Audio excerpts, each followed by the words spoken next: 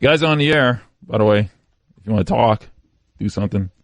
Roy's in a bad mood. He seems to be, right? He seems to be really cranky. Yeah, I'm not happy right now. Why? What's wrong, Roy? Because I'm never happy. Well, why? What does that mean? Why are you never happy? I feel like you have a lot of things to be happy about, and you just don't realize it. I just don't feel like doing Exploring Roy. That's what that's going to lead to. Should we just pivot from what's good to Exploring Roy? No, I'm in. I'm not. You want to be explored, Roy? Exploring Roy. Help Roy experience joy. Ooh, Roy Joy. Roy Joy. Roy Joy. Joy. Roy Joy. Okay, if you want to make that a segment, fine, go ahead. Didn't you name your daughter Joy? Claire. No, I named her Claire. Uh-huh. My wife named her Joy as a middle name. Mm-hmm. Claire Joy. So you have joy in your life. Technically. Why are you so angry? You just seem super, like, I just Grumpy want this week to McGrumstein. end, man. I want this week to end. Grumpy Grumstein. Grumpy Grumstein. But when that's your take every week, like that doesn't really, you kind of say that every week. So I don't kind of say that every week. I don't say anything. I'd like to just share that we've discussed. I was thinking of doing a new edition of Helping Container tomorrow, and I feel like the person that we need to help is Roy. Be happy.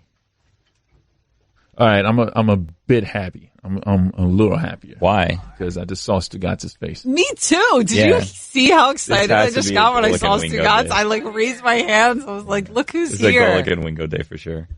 It is. Yeah. Yeah. I'll be back, though. Okay. Okay, good. Thank you. That makes me a little What are you guys bit going to talk about on Golic and Wingo today? I imagine the Jets and the G&W. Knicks. G&W. Yeah. I imagine Jets and Knicks. What are you going to say? Give us a little taste. You want to taste a preview? Yeah, a little preview. I'm going to rip both teams. What do you mean? You know what I'm going to do. So you're not happy with the news? What's there to be happy about? I mean, there's chaos. It's a lot of chaos. So but it's... And your guy's in charge. It seems like your guy's had a little power struggle and your guy won. Adam Gase won, yes. Yeah. I'm okay with that. He's the Gase of the franchise. I love Stugatz. He makes me so happy for some reason. Oh, thank you. And I feel like where it turned for me, but Really? yeah. Well, clearly it's. I feel like I should have resentment towards Stugatz because of this whole sports betting situation, but I don't. Listen, like, you were paid in full. Yeah. It took a while, It took a little longer than 3-4 years expected, but later. eventually you got paid. and you can make the argument that you saved the money longer because of how long it took to get. I was doing him a favor. Right. Yeah, thank you. Yeah. Yeah, too bad there wasn't any interest on that. I love that he also paid you. Didn't he pay you in installments? welcome. Here's 100, a I love couple Stu hundred. He really makes me happy. I don't know Did why. you see how excited I got when he walked Yeah. in? Roy's mood changed. Yeah. Look at him smiling. Yeah. How come I don't make you that happy? Because you don't. Oh, it's fair. You have your own set of things. You know what I love? I don't even know Are what we that doing means. what's good? Is that what's happening? Yeah, you want to do what's good? 786-456-4837. Let's play what's good. What was going on there, Allison? We were stalling to find the bed. Oh, waiting for the music? Yeah, we Yeah. were stalling. It worked out. And then Stugatz came in and Saved the day. distracted us. People don't like what's good. Just I like what's good. Well, that's not good. You know what I love? I love when it's a Saturday or it's a day off. I don't know it's a day off. I wake up and it's raining. It's like a rainy day and I have a day off. I love that. you love rainy days. I love rainy days. on that your weird? off days. On my off days. So, like, yeah. you have I a love day- like when You could do anything you want in the world, and you're like, I want it to rain today. Yeah, I just want a rainy day. Is that weird? When you have a day off, you can sleep late and it's rain. You don't like to be inside in bed when it's raining out. Come on. I like a good nap during like a rainy day, and I do from time to time enjoy a rainy day. You know when I like rainy days is like when it's summer and it's really, really hot for like a long time in a That's row, right. and then rain comes and it like cools things down. I like a rainy summer day, but I wouldn't say like I like rainy Saturdays or rainy I like a Sundays. rainy day when it's my day off and I can sleep late and just like, yes. What is sleeping late for you? Oh, well, an insomniac, it's not that late. For me, like when I sleep in on the weekends, it's like 7. It's, I know. like, really late. It's and like, oh, yes, I oh slept my till God, it's 7 7:15 today. This is awesome. Yeah. Is that a what's good, or you're just sharing with us? I said this is what's good. Oh, you said know this is what I, awesome. you know what I love? Yeah. Should we make a new segment? What I love? Yeah, what do you love? I don't know. I haven't prepared for that. Hunter, what's good? Waking up on time without using your alarm. Oh, Ooh, that is good. that is good. That is good. That is good. Thank you, Hunter. Have a good day. What if you wake up like 5 minutes before your alarm? I feel like a sense of accomplishment, like I beat my alarm that day. I hate that. That seems like 5 minutes of lost sleep. Because it's like, do I go back to sleep? Do I just lay here? What do you do in that spot? I love when I wake up at like 1 or 2 and I'm like, yes, Yes. I have like 4 or 5 That more is hours. the best. Yeah, that's where you good. think it might be 5 a.m., but you look at and it's 12:45, and you're like, Yeah. yes, I have a that lot is more good. time. I agree there. Yeah. But it's better to not wake up in the middle of the night. You know what's so good What? is my sheets. I know I've talked about Oh, this, here but we I go. thought about it today. They are so good. When I get in my bed, I'm going to say it again because I've said it a lot. It's Sheiks, SHEEX, and it's Arctic Air. They're the coolest, softest. When I say cool, like, because it's supposed to be a temperature control where if you're hot, they like cool off. They are the softest, most amazing sheets. So worth it. Thanks for the plug there, Allison. Yeah, for real. No. Text in the They're mail. so good. They are What's going on so, right now? so good. So good. I love these sheets so much. Do you use a top sheet? Do you guys use a top sheet or no? Lay on top of the top sheet. You do? Why? Oh. You lay on top of the top sheet and a fitted sheet? No, I lay under the comforter and I lay on top of the, Yeah. the sheet. So there's 2 sheets That's between you and the weird. mattress. So why do you even Why have do the you- top yeah. sheet? I don't know. I don't know. It just came with the bed. So Seems It superfluous. came with the bed. yeah. Well, no, it didn't come with the bed. It came with the sheet. when you bought the set. sheets. Yeah. The set, yeah. So we just put it on. Okay. I don't use a top sheet. I haven't been using one. I don't I either. like it. Sleep I on use top it of like the top sheet also. I sleep on top of the fitted sheet and under a blanket, but a really soft blanket. It's so good. So the top sheet's just My folded in a whole bed closet. situation is amazing. Yeah. It's so good. Yeah. Are you like a soft, like I pillow top lo- mattress person, or like a firm mattress, I memory don't foam? even know. I just know that it's just Oh, you're the Casper. material Casper mattress. around is soft. Yeah. I have a weighted blanket. We haven't talked about it on Yeah, the but air Yes, yet. we have. No, we talked about it on a. Something we taped. We talked about it on a pretend podcast. Me and Allison did that. Oh yeah, I was there for that. Yeah, That that's we what I didn't remember. Yeah. do anything. Wait, with do you just like it? died. I do like it. But is it hot? Because I feel like it would be too hot. It's surprisingly not hot.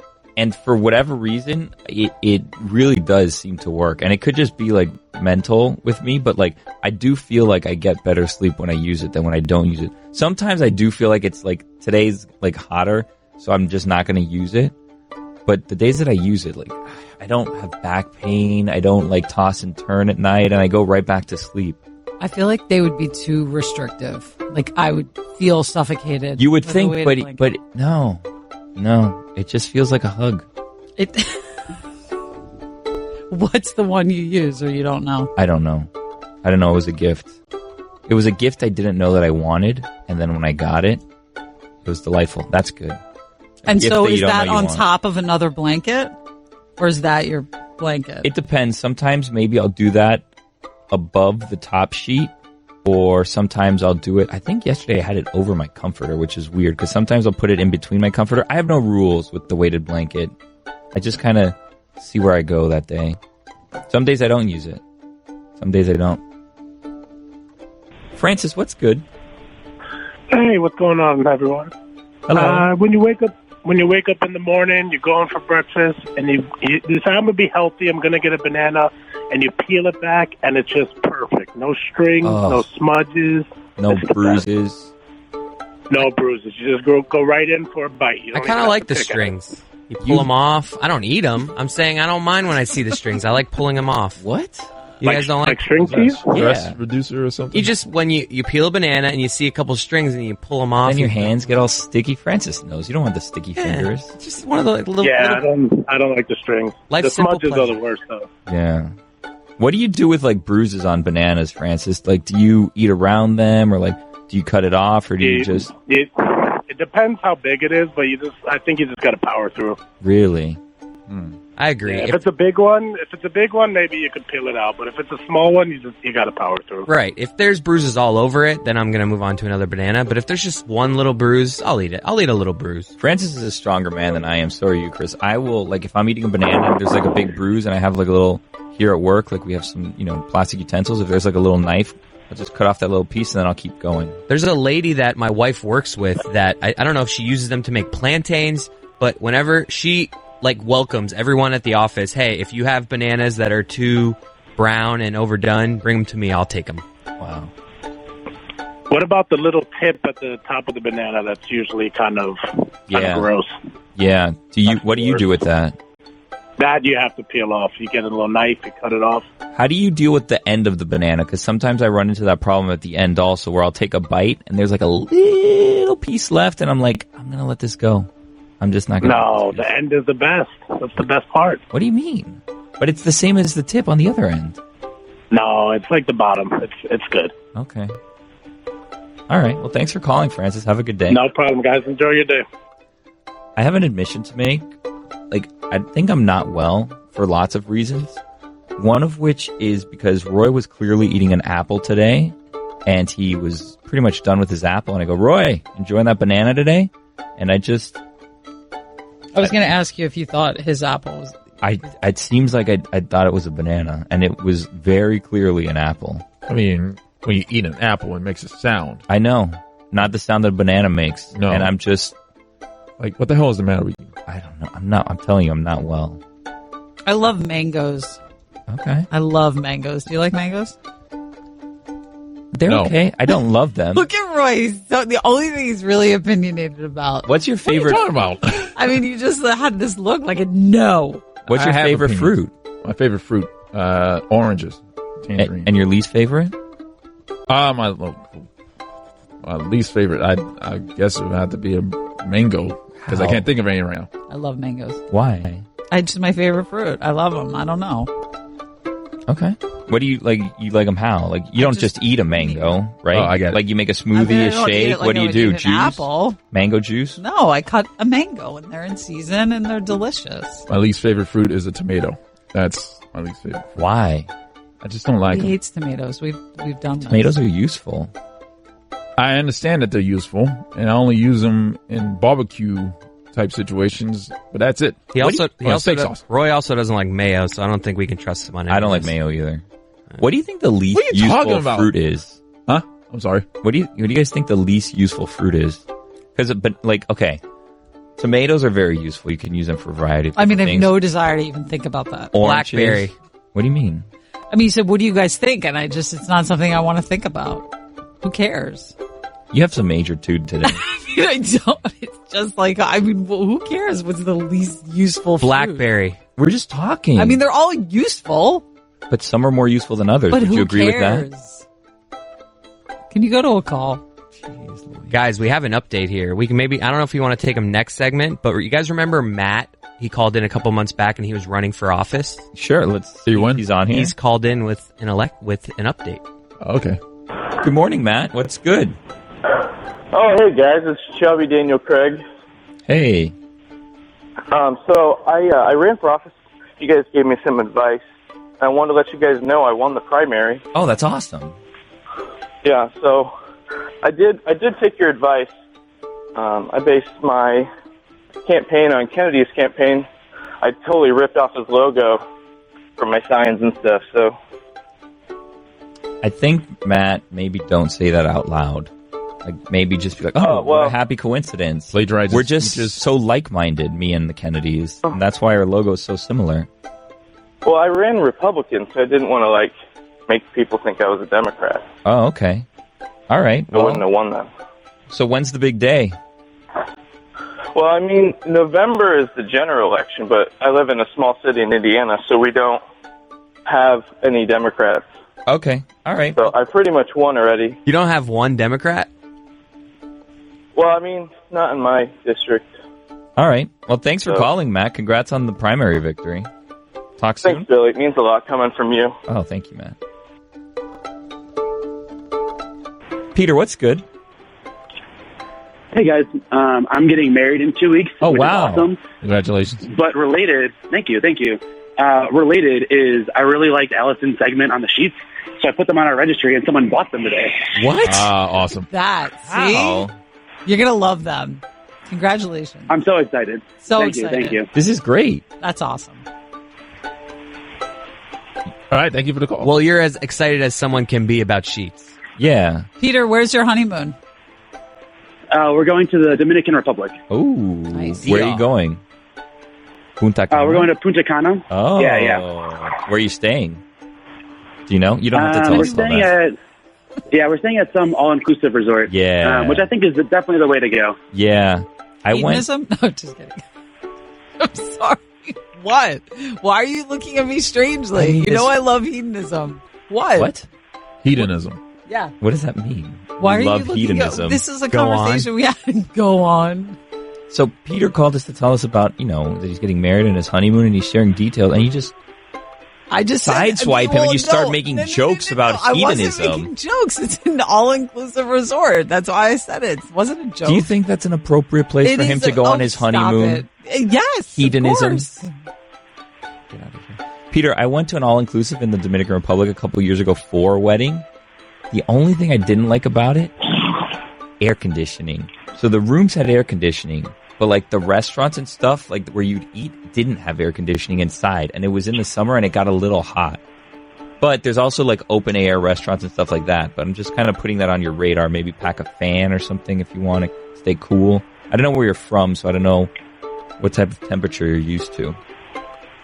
Yeah, I grew up in Chicago, but live in Denver now, so kind of used to the heat. All right. But yeah, I think you're right. It looks like most of the restaurants are either outside or like in a really big cabana. Or they got a roof but no sides. Yeah. Remember to take sandals, too. When I went, I forgot to take sandals, and that was a whole thing. I only had sneakers, and who forgets to take sandals on a trip to the beach? But I did. All right. Well, Peter, congratulations. Have a good day. Yeah, thank you guys. Call us back and let us know how the honeymoon went.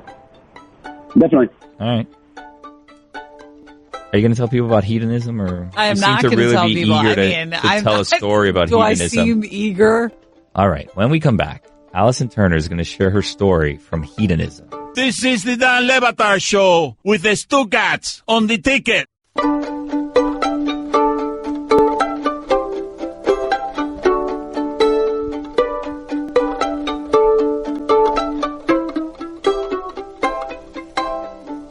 Hey, guys. Hi, Bill. Happy Friday. Happy Friday, Billy. You guys want to play What's Good? Sure. I'm excited about this. 786-456-4837. I love What's Good. Wait, what do you mean you're excited about this? You say that like you're not always excited about this. You know, I've been a bit of a wet blanket when it comes to What's Good. I haven't embraced the theme. I feel, personally, like I am in the right frame of mind for What's Good. Finally. I've found that playing What's Good helps me get out of that mood, but I guess that doesn't have the same effects on everyone. As someone that's been in that mood every time we've played What's Good, I can refute your hypothesis. You're in a strange mood today. Like, I came in and you, I don't want to say you were all over the place, but in a span of a couple minutes, we talked about turtles, straws, cups, Camila Cabello, and a number of other things. Yeah, what was the first thing that Your I said? white shirt was one thing. Well, you started out with just railing against paper straws. Yeah. And then you were telling me you were on your third paper straw of the day, which I don't even know how you got so many paper straws. It's counterintuitive, the whole paper straw thing, and I don't want to be the 15,000th person that uses radio to rail against paper straws. Here's what I'll tell you. I, for one, know that I haven't ever been directly responsible for a sea turtle dying because of a straw. I've never thrown a straw in the ocean. I've never thrown a straw away on beach sand. Every time I get a straw, I throw it in a garbage can. What happens after it goes into the garbage can, I can't be held directly responsible for. We can agree. I don't agree with that. I feel like there has to have been one time in your life where you're at the beach and a cup ends up on the floor, like something you're not aware of. Yeah. The straw, you've littered a straw before that. Yeah. I have never littered a straw. I feel confident in saying this. Have you littered a cup with a straw? Never on the beach or in the ocean. Never on the beach or in the ocean. So I understand what we're doing because there are idiots out there that just like to throw their straws right into the ocean. And we need paper straws now to punish me because these people can't throw their straws away in the garbage can. Yeah. Here's what I'm telling you. It's counterintuitive. I went to get an iced frappe from a coffee shop nearby. I got a large. They gave me a paper straw. Halfway through the drink, I can't drink the coffee anymore because the paper straw is too soggy and it folds over. So what happens then? I go downstairs and I look for other straws. Guess what? The other straws down here at the Clevelander are also paper straws. Really? Now that's understandable because the Clevelander is on Ocean Drive, which is right near the shore. Yeah. I can understand it here. And you know what? The coffee shop is also near the shoreline. Fine. Wait, I didn't know that the Clevelander had paper straws. Yeah, they got paper straws, but they don't serve tall boy drinks here. Yeah. That you need straws for. So the cocktail cups are smaller, and they have the paper straws in them. Huh. So I have this large plastic cup filled with iced coffee that's halfway done. I have these tiny straws. What does Mike do? He has to consolidate into a smaller cup so he can use this other paper straw. Yeah. Right? So what does Mike do? He gets a styrofoam cup. Yeah. Now, I don't know what you know about styrofoam cups. Chlorofluorocarbons. Yeah, they're refuted to be the worst type of cups for the environment. So here we are because they refuse to give me a plastic straw. I am now on another straw with a styrofoam cup. So we're by straw 3 at this point? No, we're on straw 2. Oh. I'm drinking iced coffee from this styrofoam cup now. Halfway through that, I'm down to a quarter of my original coffee. I can't drink this coffee anymore because this paper straw has given way. Now I'm on my third paper straw. Can I ask you a question? Why are you drinking coffee through a straw? Because it's iced coffee. Oh, okay. It's iced coffee. It's a frappe. Yeah. So consistency-wise, I can't just put it down my gullet. Of course. So now I'm on my third paper straw. I'm not an expert, but this is counterintuitive to the whole idea of getting rid of plastic straws. I have wasted now 2 cups and 3 straws when I could have just been on 1 cup and 1 straw. How does this make sense, folks? Stop the insanity. There should be, you know what? We should identify the people that have thrown their straws directly into the ocean. Yes. I understand why they shouldn't have plastic straws. They've proven themselves that they are not worthy. But me, myself, we need to find something better than the paper straw. There has to be a better way. There simply has to be. Did you mention in the story where you were talking about your shirt and how you spilled things on your shirt? No, I didn't. Yeah. So another thing, I'm wearing a white dress shirt, right? Yeah. I'm trying to remove this soggy first paper straw, but it's a paper straw and it's all soggy, so it doesn't just slide out the way a plastic straw is supposed like a wet to do. noodle at this point. Yeah, the way God intended a straw to come out, I can't do that with a paper straw. So what happens? I'm fighting this straw, and I pull super hard as if it were the sword in the frickin' stone. Yeah. And coffee goes all over my white shirt. Yeah. All because people throw their straws directly into the ocean like idiots. Yeah. I was going to joke and say that what you should do is you should go throw your plastic cup and styrofoam cup into the ocean to show them. But people would take that super seriously and then come back and tell me, like, I shouldn't be advocating. So I'm not going to do that because that wouldn't be funny. Okay. It doesn't not make sense. Yeah, no, but don't do that. Don't not pollute. Did you see, by the way, a couple weeks ago, the New York rapper that was throwing a cup? Like, he was on a jet ski in Biscayne Bay and he threw a cup into Biscayne Bay and he was getting, like, a lot of crap about it. Like, they were saying, don't come to Miami if you're going to pollute in our ocean. Was it a paper cup? No, it was like a plastic cup, like a solo cup.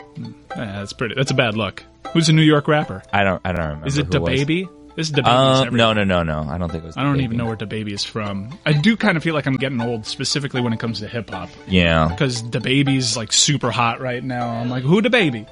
So this was a weird start to what's good because it sounded like we got a lot of what's bad out of the way. But it's good to get that out of your system. I can give you something that's good. Okay. I'm watching Roger Federer versus Rafa Nadal right now. I love some morning action. It's a Women's World Cup that has started, and this is one of the few competitions when it comes to international soccer that the U.S. is one of the favorites. I love the Women's World Cup. This is a great time of year.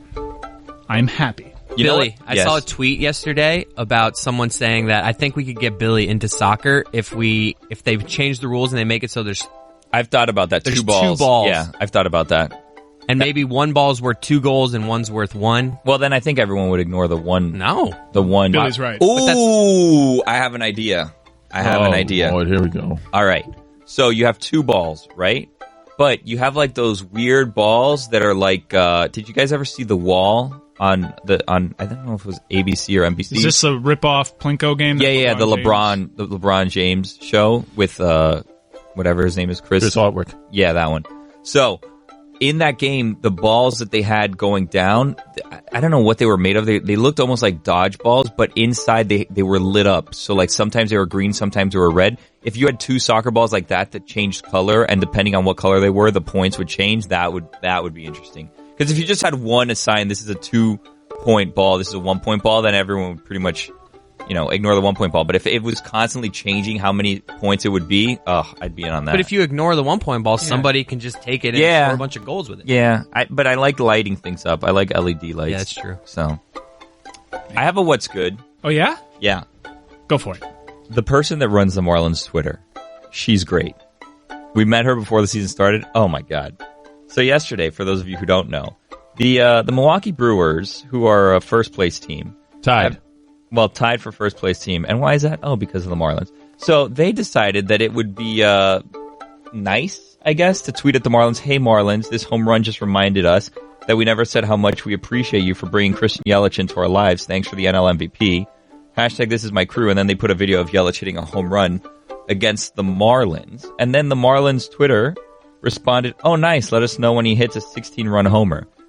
Which I thought was like a great response. That is pretty good. And it's funny, but honestly, the Brewers shouldn't be feuding down with the Marlins. They're a better team than the Marlins.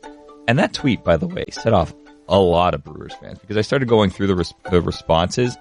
Oh my God, they cannot take a joke. So then the Brewers, when they won, said something like, "Oh, that we sent home the last place Marlins" or something. Such a bad look for the Brewers feuding with the Marlins. They're 10 games better than the Marlins. What are they doing? That's just recent, though. Get over yourself, Brewers. When's the last time you won a World Series? I don't think you've been good for 2 seasons. They're new money. They've been bad for years before this recent stretch. How many world championships do the Brewers have? I don't know, but I think they have 0. They have zero. They've never they won. have 0. Yeah, they have 0. I'm all for team handles being funny on Twitter. So I get it. I don't want to discourage them from doing this kind of thing, but have a little self-awareness. The Marlins have won 2 World Series, and we're the quote-unquote the Marlins, okay? What have you done, Brewers? Please. Skylar, what's good? Phew. Woke up this morning, 2 minutes before my alarm clock. Oh. Felt great. Nothing like a nice, natural awakening to your day. Oh, man. No, that's terrible, actually. What? 2 minutes before? Yeah, that's great. No. Did you then look at your alarm clock I beat you today, buddy? Yeah, it's always a race, you know? You don't like waking up before your alarm clock? And 2 minutes is perfect because it's not 35 minutes and then you have to decide, do I want to go back to sleep? Do I stay up? What do I do? Well, 2 minutes is great. No, because with 2 minutes, I'm going back to sleep. Oh, no. Skylar, tell him why he's wrong. You're able to get some of your morning routine out of the way. It's not too early where you just have to wake up and sit around, what do I do? Do I have to check emails? You don't have to get into work mode quite yet. You just sit there, you go to the toilet, you get on your phone, you go from there. And on top of all that, you don't hit snooze. So 2 minutes really becomes 20 minutes because you don't snooze it. You guys don't snooze, though? Not if you're up 2 minutes before your alarm. No, but it's such a good feeling. That's a dangerous game. But my alarm is set about a half hour before I actually have to get up. So I have snoozes built in. So if I wake up 2 minutes before that original one, I'm essentially up 32 minutes before I have to get up. So I like waking up. We actually have a caller here, but I'm just going to steal it. We have a call here that says waking up a few hours before your alarm. That's ideal because you're panicking that you have to wake up right now, but you actually have a few hours. Hold on a second. I'm going to try to bring up that call also, and we can have Andy and Skylar talk to each other because Andy... No, you should up on the other side. I was trying to tell you. All right, Skylar, call back in. I'm going to figure out how to have you talk to each other. Andy, hi. You're going to be someone that's just going to tell Skylar that he's wrong? Yeah, Skylar's definitely wrong because if you wake up a couple minutes before your alarm clock, then you're just going to be sitting there waiting for it to go off. But if you wake up 2 hours, then you can just go right back to sleep. So what's good for you is waking up 2 hours before your alarm clock. And we have to get rid of my Someone God. dribbling a basketball on his phone? Yeah, that was just... Was he parasailing? This isn't going well. I mean, I feel like we were headed somewhere with Skylar and Aaron. I mean, we could have the debate. You guys would rather have your alarm go off 2 minutes before than a couple hours before? Yeah. That's hitting snooze, isn't good for you in terms of sleep. Supposedly, you sleep worse. It's better to just have an alarm go off when you want it to go off and get right up instead of hitting snooze because then the sleep isn't good sleep. You say that though, but that's just words you've read in a magazine or something. I feel fine. I do it I snooze every day. Where do you get information from? You don't read information? No, of course. All information is just words. But I don't know if it's true, though. How could someone really know what's going on with sleep. Sleep studies? Yeah. We know that REM sleep People have is good. sleep studies. So now. someone wakes up and they're like, wow, that was really good sleep. Yeah. You don't know the difference? No, I know that there's REM sleep. I'm just saying, like, do we really know with sleep? Like, how What do can you you mean? judge? There are people that study it. Right, but how do they study it? They Sleep wake studies. up and then they assess how they just slept? I know when I have a better night's sleep than not. I don't understand. I'm just saying that I don't believe in, like, that snoozing is, like, harmful. Like, I wake up and I'm fine. I'm, like, I don't have a lack of energy because I hit my snooze I button. believe that snoozing is bad. Also, 95% of the time I beat my alarm clock. Really? Yeah, I'm the type of person that I really don't need an alarm clock. The alarm clock is just there so I know when I have to get to certain benchmarks in my routine. But say I have a flight coming up and the flight is at 6 a.m. I tell my brain, wake up at 4. And then wake up at 4. Wow, you can control your brain like that. You just say like, hey, this is the time I want to wake up, and your brain knows? Yeah. Like, the mind is a that's like powerful Kramer. thing. Yeah, the mind is a powerful thing. I do tend to Except wake that up. one day when he had to have his mind alarm for the race and he didn't wake up in time. That poor guy, man. Yeah, man. I Kramer not can't gonna get out of his own way sometimes. I mean, but Jerry trusted him, and then he didn't. That's not. I good also for that. wake up around the same time. Like, a lot of mornings, I'll wake up around, like, 5:30, 5:40. Do you tell your brain to do that, or do you? No, it's just kind of because it's about 20 minutes before my alarm. So yeah. Roy, you I look guess like doesn't you're want to. like you're. Doesn't want to speak. Roy No. doesn't want to speak. Roy, You got nothing for what's good. What do you think about sleep? So I went on my. I wasn't asked for it. My Roy looked like he was like sleeping. Yeah, I thought with his eyes open. Roy, were you Yeah. in It was- REM sleep there, or light sleep, or deep sleep? Which is the best one? It's What's- deep sleep, right? Yeah, oh, yeah. But deep sleep, you only get a little bit of night. But isn't REM sleep deep sleep? No. Rapid eye No. movement? REM is the light one. REM is the best type of sleep. No.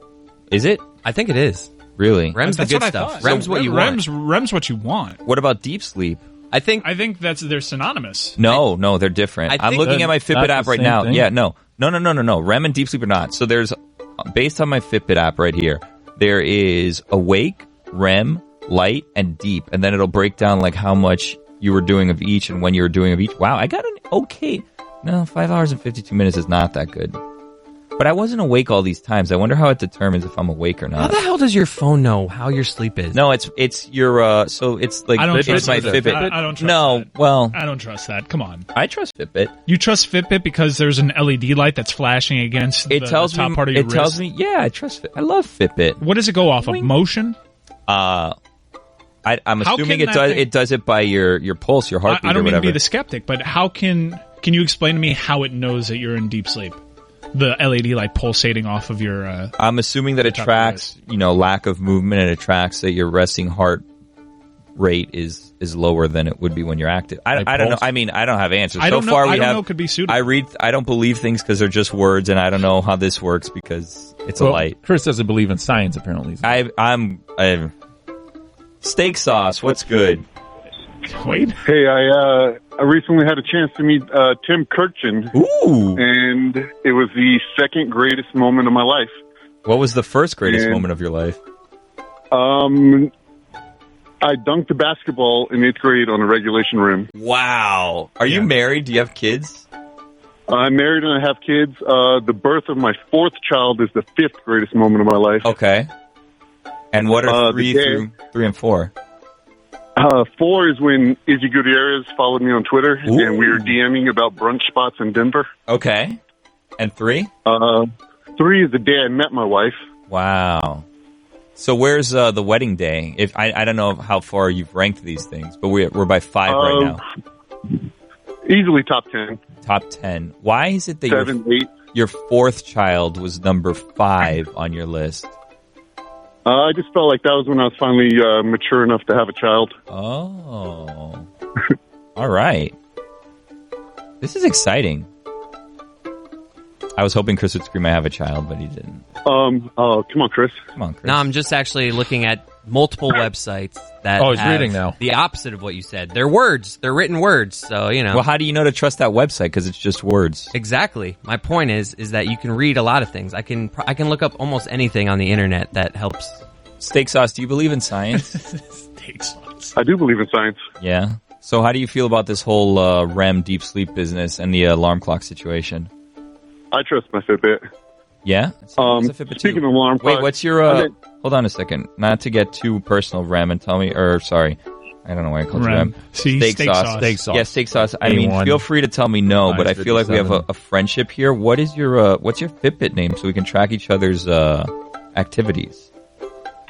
It is Kevin Hendricks. Oh, okay. Too much too soon? I am Kevinito. Oh, Kevinito. I thought he was steak sauce. Yeah, how did you become steak sauce? Well, I used to be Kevinito, but I'm not little Kevin no more. Steak sauce. You know why I'm steak sauce? Because I'm a sports writer here in Albuquerque, New Mexico. For a newspaper. Mm-hmm. When I write, when sports writers write stories, where do their stories go? The sports section, right? Mm-hmm. You know where mine go? I don't know. A1, baby. Wow. Steak sauce. Yeah. All right, thanks, steak sauce. I like steak sauce. Me too. Have a good day. Now, I will admit, there are a lot more articles that support your argument, but... I don't even remember the argument. What was the argument? No, I'm just... my point was, obviously, reading reputable sites and, information is beneficial. My point is that how is that science actually being done? Somebody is sleeping. Like how... Wait, hold on. Are you asking how things become facts? I'm confused. You're not confused. You're saying how is a sleep study... Like, how do people know what's going on when people are sleeping? Right. I have another what's good, by the way. Okay. I bought recently work deodorant. Yeah? In the event that I forgot. Now, I didn't forget this morning. It's just, I guess it's a bigger day. Mike is opening his shirt right now. I'm opening my shirt right now, and I'm applying my work deodorant. Did you not put on deodorant this morning? No, I did, but I guess it's one of those things once a week. So, remember when I told you I had those pads? Yeah. That would make me stop sweating? I found, the happy spot. I don't remember that. You had pads? I had prescription... wet naps that went under the armpit. Okay. But I made the mistake of doing it every day. You don't want to do that because your tongue just becomes sandpaper and you start bleeding through your nose. Wait, hold on a second. second. You do cocaine.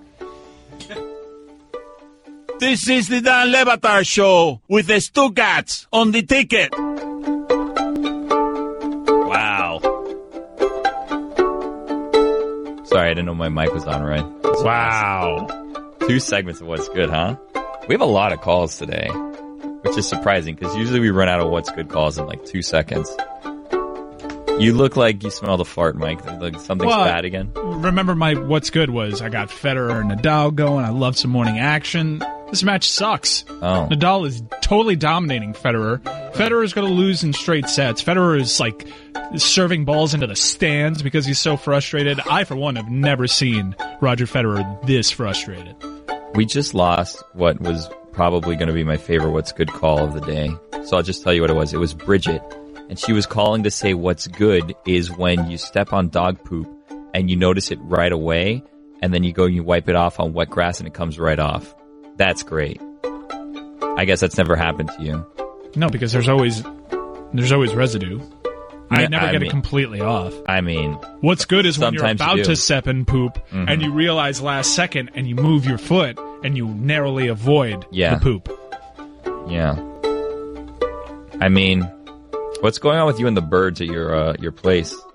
So remember when I had 2 peacocks? Yeah. There's just the one now. Oh. I feel so bad for this one house. So the peacock makes noise all night. Occasionally, I'm like, what the hell is that? It's a peacock. Mm-hmm. And it's fed by one main house that's 3 houses away from where the peacock likes to hang out. It likes to hang out on a corner house. That's not their peacock. In fact, the house in between those homes, there's 2 homes in between those homes. Mm-hmm. One of them has spikes on the balcony in the 2nd floor to avoid the peacock from hanging out up there. Mm-hmm. The side of this balcony has peacock poop cascading down it the entire time. It's disgusting. We're headed back into what's bad. We're playing what's good today. Tattoo Jeff, what's good? Hey, Billy, what's going on? Hey, man. Got a question for you guys, and your zeitgeist and knowledge of the community is really what's good today. Okay. So some friends of mine last night, we were talking about earlier this week, the show decided that fat guys, bald guys, and gingers can still be made fun of. Uh-huh. So we were talking about that topic. And we hit a gray area, and we need some finalization from you, a poll, whatever it may be. Here it is. In public, are your mama jokes allowed? And is that's what she said when it's clearly sexual undertones, innuendo? Both are kind of at the cost of a woman, so are they acceptable or not acceptable? Roy? No, they're not acceptable. They're not acceptable. Roy, I just like to say that you are like that. Like your mama is like your catchphrase essentially on Twitter. Like that should be that's what you do. In your bio. I know. By the way, Tattoo Jeff, for those of you who have forgotten, is the guy that recommended, Mike, that you do not do a walk-in tattoo. So he's a friend of the show. Yes. I did a walk-in tattoo, and it looks marvelous, Tattoo Jeff. Wow. I've seen the tattoo, Mike. It does look good. Oh. Did he say it doesn't or it does? I heard doesn't. I heard it does. No, it does. Oh, It okay. looks very good. Yeah, thank you, Tattoo Jeff. That Tattoo Jeff was about to start a fight here. No. Come on. So is that No, settled? it looks awesome. Is that settled then, Tattoo Jeff? Do you So accept Roy's ruling? only one. It's only one. Is it a Roy's realm kind of thing? He's the only one that's going to chime in. I mean, Roy's the one Roy's that the uses expert. it Roy's the the most. mama yeah. expert. Okay, so is it only in public, or is it in general they shouldn't be used? In general. Wait a minute. So, Roy, you're saying you can't make yo mama jokes anymore? It's That's right. Your mama jokes are canceled. Yeah. But I'm When's gonna the do it last anyway. time you made one, Roy? He says that he's going to continue doing it. Well, that's unabashed. not right. Also, I love the use of zeitgeist. Not the right time to use it there. Uh-oh. That's what she said. You know what? Man. All right. Well, thanks, Tattoo Jeff. Have a good weekend. You're a jerk, sir. Have you done any more research, Chris, on the whatever you were researching? Look, all right, this is real rich by you because you were bashing me, making me feel like an idiot. And as soon as we go to break, Billy comes kicking the door in here. You know what? I don't believe in space science. No, that's not what I said. I did not say I don't believe in space science. That's not exactly how that went. I did come in and I said, I like that you're sketching this on science. And I go, you know one thing though? Space science, a little iffy sometimes. When you're telling me that you can see things 800 million light years away, like, come on, let's put someone on Mars before we're telling me what something 800 light years away is doing. All right? Like, come on. I saw Neil deGrasse Tyson's space thing a couple years ago where they just basically kept zooming out. And then they made us like this little tiny molecule, and what they made looked like a giant waterfall, and every one of them was like this massive galaxy and this and that. And it's like, at a certain point, like, this is no longer science. This is just like theory, not fact. Because these are things that you cannot possibly see and prove. And I was in astronomy club, so don't come at me saying that I don't believe in space science, all right? We should have a segment one day where we all just admit the clubs we were in. I'd like to do that because I was making a list of different summer camps Chris has admitted to because he had the greatest camp admission the other day off air. No, not Magic Camp. I have two better than Magic Not Camp. Horse Camp. He has better ones. Horse Camp. Yeah. That's the one that's a little better. This one's the best. But I went to, I don't know what it's called. Is it Seamstress? He says he went to sewing I went to camp. sewing camp. Yeah. How long was sewing camp? I think it was just a week and a half. One of my good friends growing up, his mom was a seamstress. She had a whole like store and she took on projects, and I'm a little foggy on whether we just kind of went to work with her for a week and it was just me and my friends sitting in front of, because I have memories of sitting for like a week in front of a sewing machine learning how to sew. I don't remember It sounds any like of you it. guys are like violating child labor laws. Like Maybe. you're making things. I think it was some sort of camp though. And I don't remember, and I didn't retain any of it. You didn't retain any of it? If you put a Because machine I was going in- to tell you, I got these pair of pants that I really Yeah. like, that the button's loose, and I don't know what the I can bring those to my mother-in-law. She's a whiz. Yeah? Yeah. I want you to do it. Nah, I can't. I didn't retain, like, I did retain a couple magic tricks. I could ride a horse probably still. You can juggle. I could juggle. That's what I learned at magic camp. So I did retain things from the other camps, but sewing camp didn't really. And by the way, can I just, for the record, my point last segment is that I don't believe, I'm just saying, you can read all these things about how hitting the snooze button is worse for you, but I hit the snooze button every day, and I'm not more tired than, Roy says he gets right up. Do you? That's what she said. Roy just says things Do you sometimes so sit that I here don't know every what's day? true and what's not. Do you sit here every day and say, Yeah. wow, Chris looks just more tired than Roy? No, we're both here and we're both fine. Well, Roy doesn't have like expression, so I can never tell if he's happy or sad, tired or energized. Roy just has one expression. That's right. Like Kawhi Leonard. Yeah. You really are. Danielle, what's good? What's good is when you go to a music festival and as soon as you leave, you're able to like rest your feet and rest your legs because you're so tired. You sound tired, Danielle. No, I'm not. You're not? I'm fine. Did you hit snooze today? No, I woke right up. Where do you fall on the snooze waking up situation? I normally don't press snooze. I normally am able to just get right up. There are some occasions where I don't get enough sleep, and I press snooze a couple times, but normally I'm able to get right up.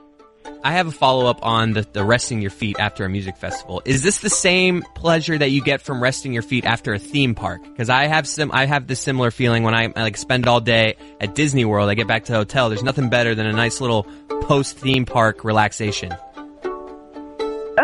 Well, I can see that, but I don't really go to too many theme parks. I go to a lot of concerts and festivals, so I feel really good about resting my feet and watching back the videos and looking at all the pictures that I took.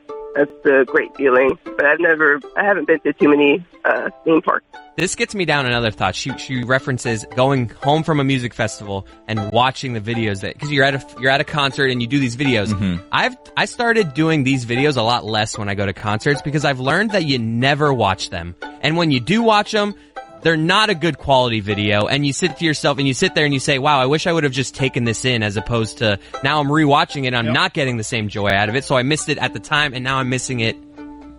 You know, one time that's happened to me, and Danielle, tell me what you think. Fireworks shows. I see people taking videos of fireworks shows like on the 4th of July and whenever, and it's like, if you're doing a boomerang on Instagram or whatever of a firework, number one, everyone's doing that today, so come up with something original. And number two, I see people video the entire fireworks show, and it's kind of like, when are you going to sit down and rewatch a fireworks show? Like, what has to happen in your life where you're like, you know what I'm in the mood for? 3 years ago, 4th of July fireworks show. Let me watch that for 20 minutes. Billy, I'll take it a step further. Yeah? Fireworks shows. Dumb. We've seen one, you've seen them all. It goes up, it goes, bah, bah, bah. We have a big finale, and everyone goes, ooh. The finales are good. Come on. Anti-fireworks shows. I'm not impressed. Wow. I'm not 6. I'm kind of with you on the whole show, but the finales are money usually. It's great. You don't like fireworks shows. Yeah, because then in the end, you're kind of, was that the finale? I don't know. And then all of a sudden there's more. It's like a curtain call. Yeah, just get done with it. You don't like fireworks shows? No, I mean, I don't get the appeal. Can I ask you guys a question? Just in general, rewatching things. So, like, as a kid growing up, like, you have, like, different events in your life, like graduation, stuff like that. Have you guys ever rewatched your wedding video? Because on what occasion would you do that? Yeah, that's actually, I have watched that. Really? I think this might be a really cultural thing. For Sudanese people, like, wedding videos are like the hot tape on the streets.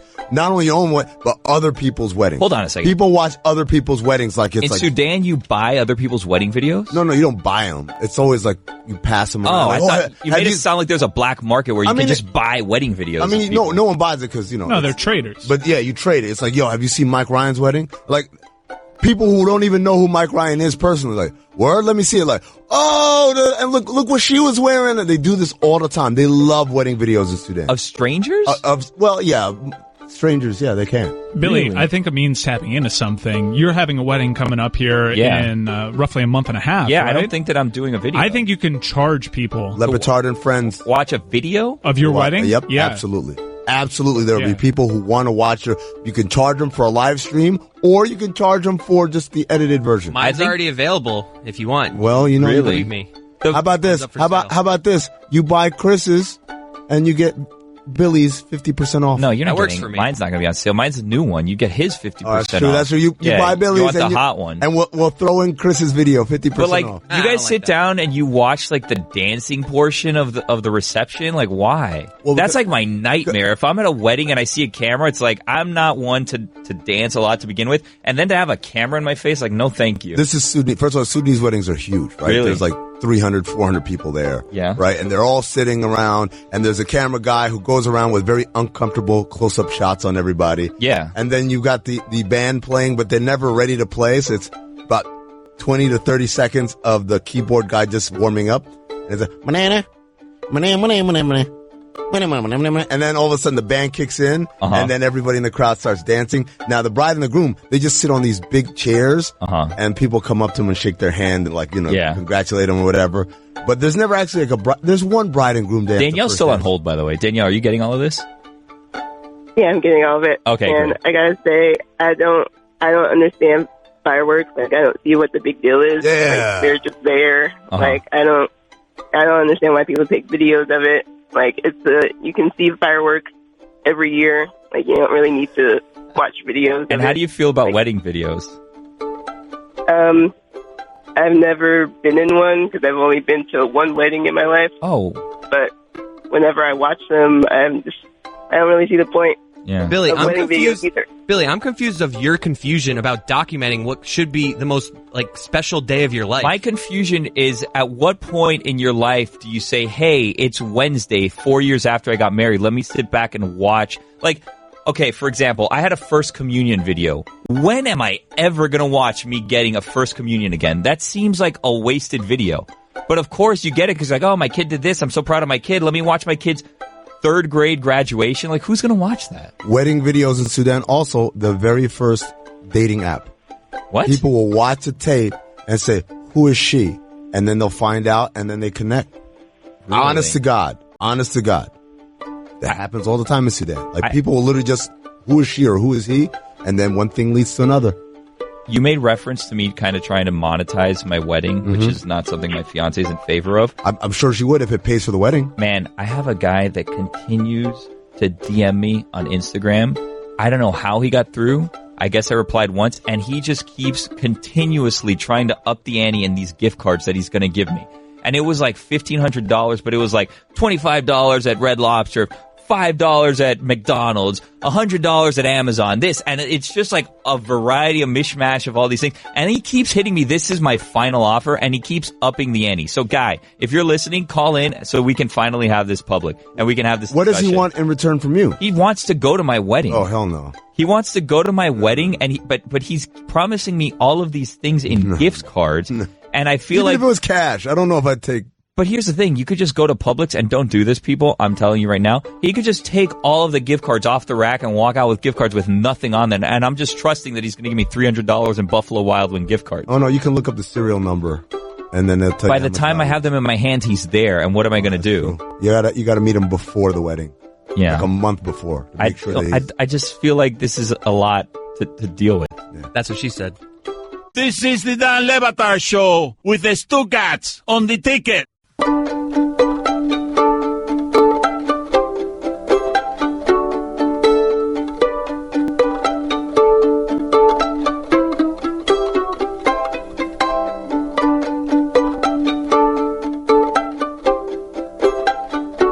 Hello. Happy Tuesday.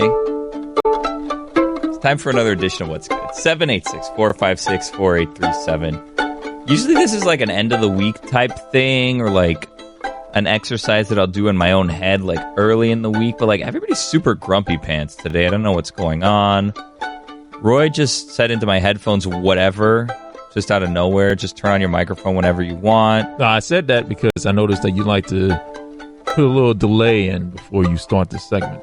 I don't know about that. Well, it's the music's playing. I feel like everyone needs to inject a little power positivity. Yeah. A little pop. Going on Well, today. I didn't say anything negative. I'm defending myself. All right, Roy, so what's good with you today? Well, on Father's Day, it was Father's Day on Sunday. You know, you tend to notice when your son or daughter is learning, you know. And I noticed that Claire, because she had a cup of ice, was putting the ice in another cup of water. So she knew that the ice was supposed to be in the cup of water. So she put the ice in the cup of water. Wow. That's good. So Claire's smart. Yeah. Kind of made me emotional. Like, noticing your son or daughter learning kind of brings on emotions as a father. Now, do you think it's specifically because the ice was cold and that cools down a drink, or do you think if there were a cup of thumbtacks, she would have put it in the water? No, that's not the case, because I'm sure that she's seen a cup of water that has ice in it before. So she knows that the ice is supposed to be in the water. What type of ice was it? It was cubed. Cubed ice. Yeah. What's good with me is crushed ice. Crushed ice. That's good. Love crushed ice. That's good. Yeah. Or the, have you ever been to Hungry Bear? No. Never been to Hungry Bear Subs? Never even heard of it. You've never been to Hungry Bear Subs? No. In Kendall? Never. By MDC? Never heard of it. It's a legendary spot, Billy. They have the best ice. Never heard of it. What type of ice do they have? It's like the little. It's not exactly crushed, but it's a little Like round. the little ones. balls? Yeah, the little balls. Yeah, ice balls are good. Ice balls. It's best with the fountain soda. Ice balls is what's good with me. I cannot believe you don't know Hungry Bear subs. Never heard of it. I've heard of Firehouse subs. You rep the 305 and you don't know Hungry Bear. Yeah, no. Blake, what's good? I was thinking, what's good is when you're out in public and you have to use the restroom in an emergency, which you would prefer to be at home, and the bathroom you go to has just been cleaned. So a clean bathroom is what's Yeah, good. especially when it's an emergency. That is a good thing. Well, I'm also speaking about like public bathrooms. Say it's an emergency at a Circle K, but somebody just cleaned it, so you don't have to deal with the whole previous day's worth of build up. When you go to a public bathroom, do you put down toilet paper or the ring that the tissue paper that some public restrooms provide that always ends up hanging into the toilet? I don't need the seat cover in particular. I'll sit on it. But if it's a shorter one where things could touch the front of things, then I'll put some toilet paper right there in the front so my things don't touch things. Ah. What do you mean? Regular Vladimir Nunez. Yeah. I don't think Billy gets the concept there a little bit. Yeah, I do. You got I mean, it sounds like that's good for you. Yeah, that's what's good. Are those things flushable? What? Blake's hog? Blake's talking about? No. No, I mean the toilet seat. Yeah. Yeah. They go down. Yeah. Sure, okay. Man. Yeah, those are totally flushable. Congrats on your hog. Thanks, guys. Hey, Greg. Hey, Billy. Greg, we're playing a game. I don't think you've ever been here for this. We're playing a game called What's Good. And we kind of solicit callers to call in and then just, tell us things that are good in their lives right now. It kind of tries, if you're having a bad day, I feel like it's better to focus on the positive than the negative. I like that. And everybody's super grumpy today. So we're trying to, switch the mood, turn it on its side, and just play What's Good. Why are people grumpy? I don't know. So I was downstairs a little while ago and I was getting coffee. And, you say good morning to people as you do. Good morning, how are you? Oh, I'm good. How are you? I'm good. And then you move on with the day, right? Like normal people do. You say good morning to everybody you pass? Yeah, to a lot of the people I say good morning. You initiate the good morning? Yeah, because I see them. I've built a rapport with them. I couldn't tell you everybody's name, but I say good morning, how are you? We have, that little relationship. So I was down there getting coffee. Allison was there getting coffee as well. And, one of the bellmen was like, good morning, how are you? And she's like, I'm tired. And I'm like, Allison, that's not how are you doing works. You just say I'm good and you keep it moving. Well, she's honest. Give her credit. Yeah, but I feel like in the how are you, good morning, honesty's not the best policy. Well, someone's asking you, how are you? Yeah, but you're not going to be like, oh, I have diarrhea today. Where's the line? Well, you can say I'm less than good. Just say I'm good. I'm fine. How are you? You don't have to go into detail. I mean, I'm tired is not the worst thing to happen in the world. You're tired. Okay, well. Was it a conversation I had with you? Because I feel like you're just spewing your opinion where it's not really, I have a friendship with him. Yeah. What's his name? He asked me Just how out I of was curiosity, doing. what's your friend's name? His name is John. That sounds like a made-up name. His That's name not is true. John. That's His not name true is because John. just before the show we were talking about what his name was, His and name we is couldn't John. figure it out because he never has a proper name tag on it. His name is John. His name's not John. And he said, how are you? And I said, I'm tired. Oh, I'm not supposed to say that. I'm supposed to say I'm great because that's Billy Gill's rules. You said that verbatim? His name's not John. I did say that verbatim, and then Billy was around the corner, and he was like, If we're telling the truth, this encounter happened yesterday, and today I heard the exchange from around the corner where once again she came in and just started planting her problems on this person who may or may not be named John, He as said, though how he are was you? her therapist. I'm tired. It's the truth. What am I supposed to lie and say I'm great? I'm a little tired. What's the issue? It sparks a conversation. Oh, why are you tired? I mean, it's how people interact. Just because you lie to people. I'm not looking to spark a conversation. I'm looking to diffuse a possible conversation. So I actually have a stock reply when somebody says to me, hey, good morning, how you doing? My reply is just another day in paradise. Boom. And then they have to interpret whether I'm being sarcastic, whether I'm being honest. And by the time they're figuring all this You're out, gone. I'm 10 steps away. Yep. Or should I do the Roy response? Which is The grunt? It is what it is. It is what it is. Oh, It is that, what it yeah. is. Okay. It is what it is. Now, that's a negative, though. Yeah. To me, it is what it is a negative response. No, it's a neutral response. Oh, I see. No, it's I not see it as a not. negative. Very much is a Definitely neutral not. response. Here's how you make that neutral. It is what it is.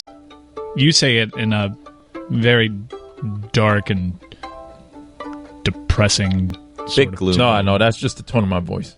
That's all it is. Just another day in paradise is a great response Yeah. to that question. Thank you. You're welcome. Because everyone will just be like, "Oh, good. How are you?"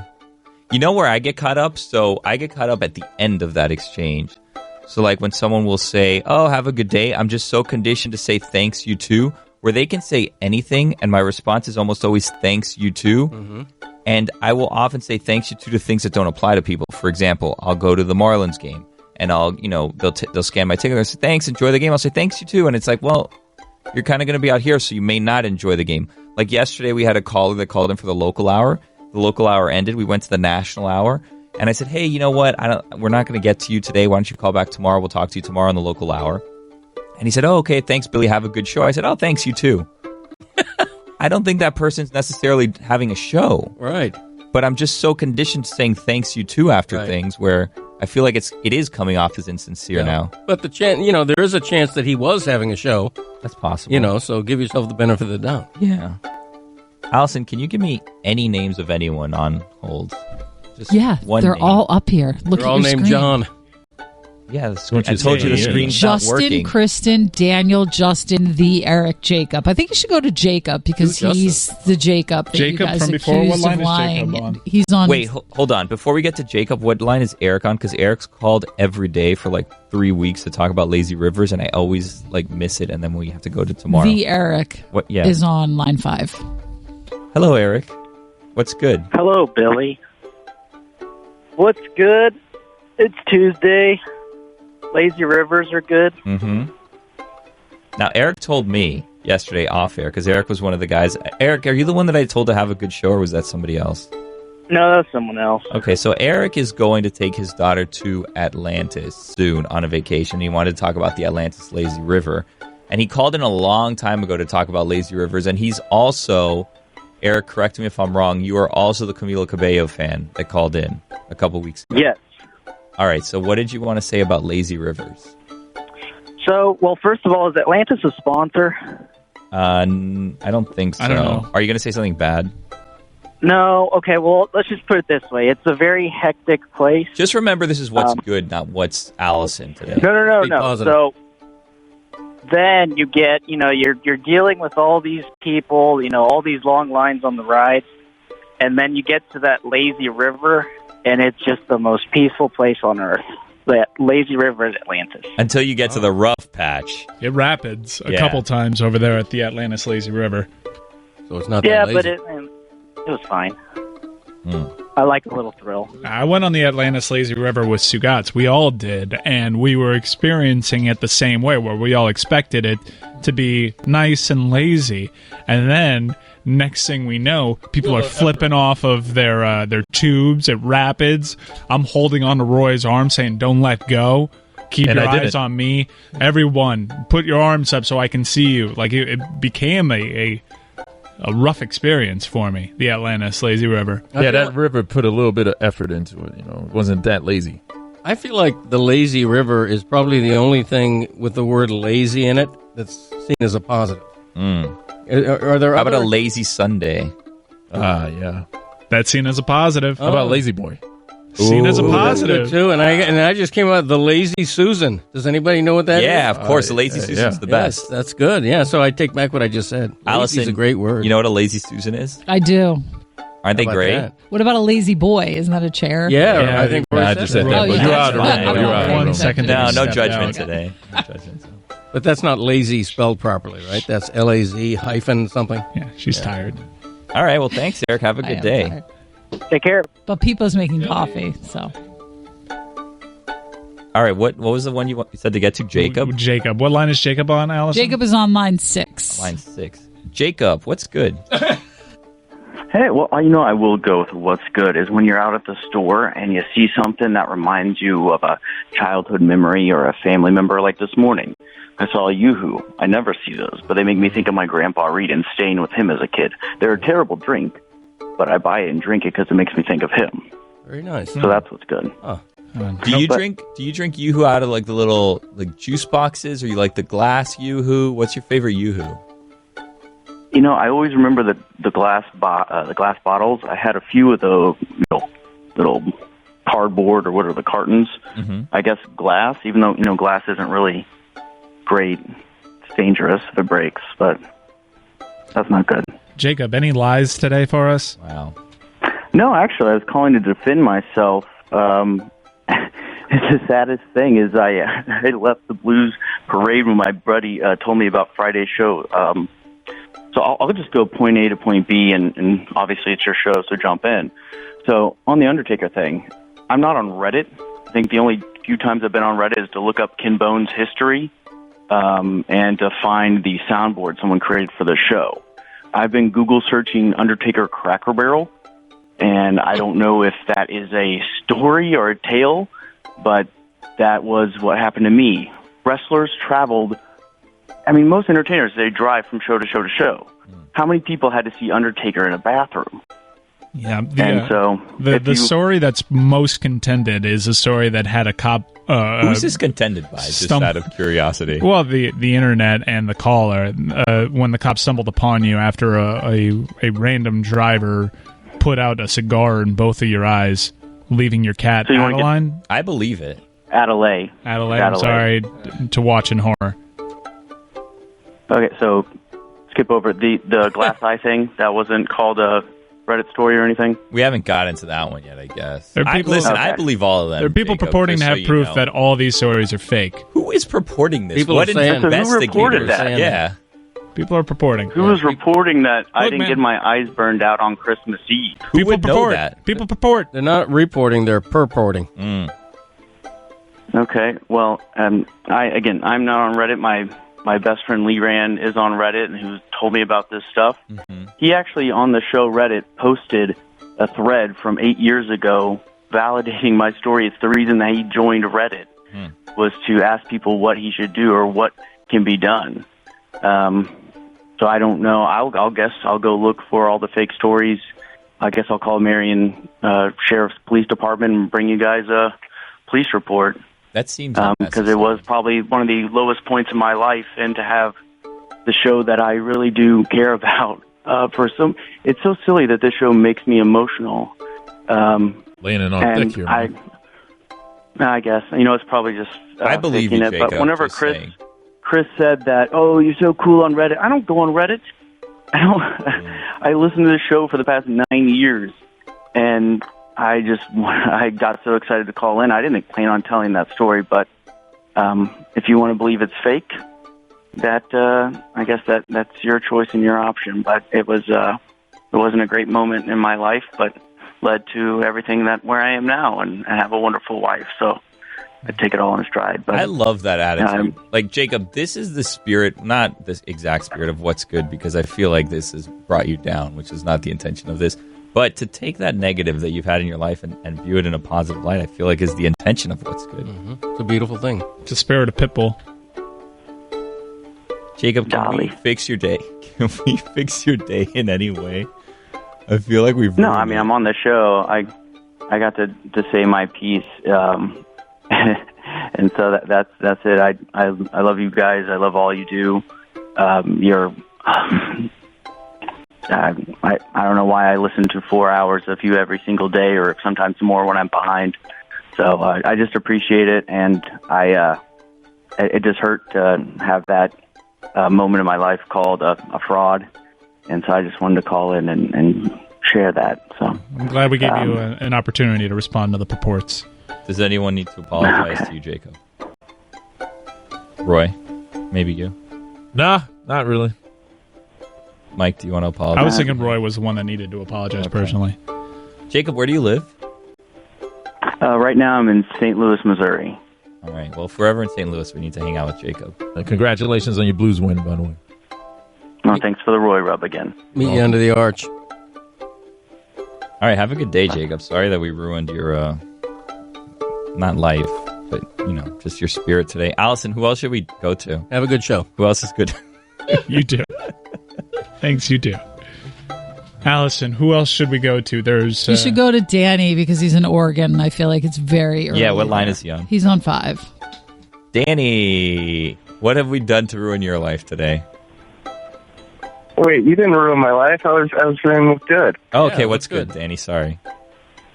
When you're walking around with some headphones on and your footsteps are perfectly in sync with the beat of the song, that's good. Danny, I have a question for you. I was thinking about this yesterday. So, did you see or did you hear the show yesterday or no? I did hear it. Did you hear the part? I didn't hear what you said because your phone cut out. Did you hear the part where we were talking about Andre 3000 and how he was playing a double flute in an airport? Okay, I did not hear that part. Okay, so Andre 3000 was spotted by some people in an airport terminal just playing a double flute, which I didn't know was a thing, number one.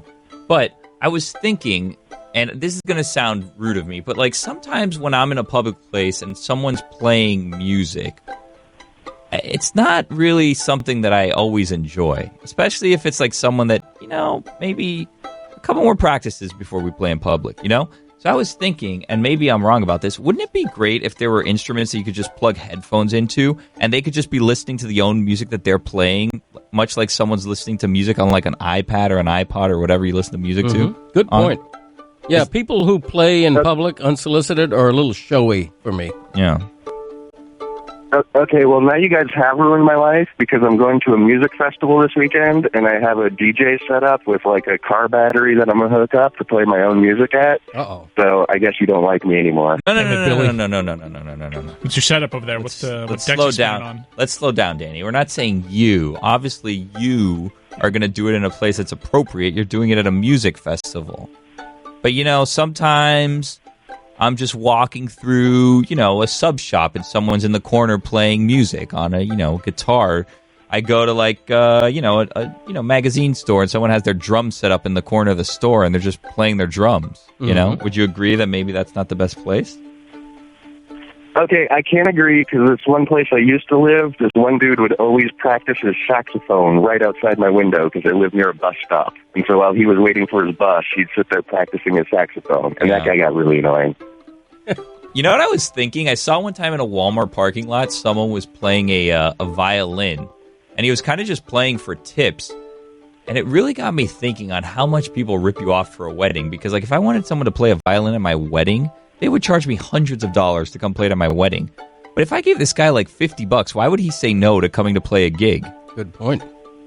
So if I see the guy playing the violin, should I approach him and see if maybe he wants to do I would. A couple songs at the wedding? Yeah. If he has skills. Yeah. Where do you live, Danny? Oregon. Whereabouts? Portland? Central Oregon, Bend. Bit of a trek, so you don't... Yeah, it's pretty boring here. Violin. No. I believe when you see somebody walking through an airport carrying a guitar case, it's usually an empty guitar case. They don't even play. It's a talking... It's just for show. Yeah. Talking point. That's a fact, Jack. This is the Dan Levatar Show with the Stuckats on the ticket. 786-456-4837. I feel like we should play What's Good. It's been a while since we've played What's Good. Yeah. And it's usually a Friday thing that we would do, and it was kind of like a thing. We'd come on, hey, we're headed to the weekend, let's play What's Good. And we've gotten away from it for whatever reason. And I'm going to be honest with you. I'm a wreck. I mean, you're getting married, so... Yeah. Getting married is stressful. How you doing, by the way? I just told you I'm a wreck. I'm a disaster. Yeah. And we're about 7 days away, and the disaster, while everything's done and there's nothing left to worry about, that hasn't helped. No. It hasn't helped. So I feel like in playing What's Good, like if we can get the What's Good music, because I've realized the What's Good music really helps the What's Good mood. Just think about the honeymoon. When you think about the stress of the table settings and who should go where and blah, blah, blah, just think about being on your honeymoon, no cell phone, no drama, just enjoying ocean. I don't know where you're going on your honeymoon, but if you're going somewhere beachy, you seem like a beachy hammock, lazy river kind of guy. Yeah. I don't think that I'm going to encounter any lazy rivers, but yes, I just visualize the lazy river. You're going to be on the lazy river. Just Those frozen drinks with the umbrella. Those are what's good. Do you like those drinks? Frozen drinks with umbrellas? Yeah, whatever. Those those. Are you more of a strawberry daiquiri or pina colada guy? If you're gonna go down that route, I feel like I do pina coladas more than strawberry daiquiri. What about frozen margaritas? Yeah. Some frozen margs? Yeah, I like a good marg. I mean, do you call them that? Do you guys do that? Yeah, that's what everybody calls margaritas and margs. They do. What's wrong, Roy? Why are you looking at me like that? I'm waiting for the cue to play the music. Well, this is the start of the segment, but we're late on that. So we all. Well, no one knew you wanted to play What's Good. You went rogue. Oh, you That's did? not true. We had a conversation in the break, and I said, let's play What's Good. I wasn't in And then that I said, Allison, conversation. why don't you come into the room with me so it's easier for me? And you said, I didn't say that. Those are You sat mumbling in your words. seat. I didn't say that. You sat in Listen, my I've seat. been getting a lot of flack lately, so just be Have nice you? to me. Yeah, people are so mean. Did you ever think maybe it's you? It probably is me. I'm not likable, so it's okay. I don't know about not likable. It's okay. I get it, I guess. It's all right. I want to tell you what's good. I know, but Roy's waiting for All right, so cue the music. Bang! Cue the Music time!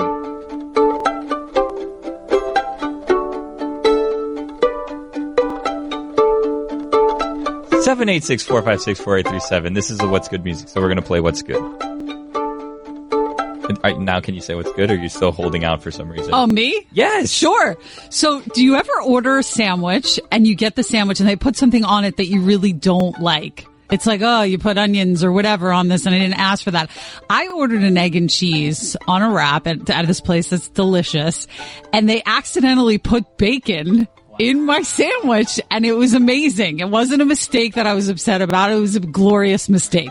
A happy mistake. It was a happy mistake, and I was very happy. So that was what's good. That is good. Usually when you order a sandwich and it's not how you ordered it, you're upset, but this was a This pleasant was surprise. an added bacon, no request, and it was glorious. When you guys order food for delivery, do you order really complicated orders? Because I know the answer is yes, but I just want you guys to say it. Like, Roy will always order very complicated orders. Get my whenever we name do- out your mouth, man. Okay.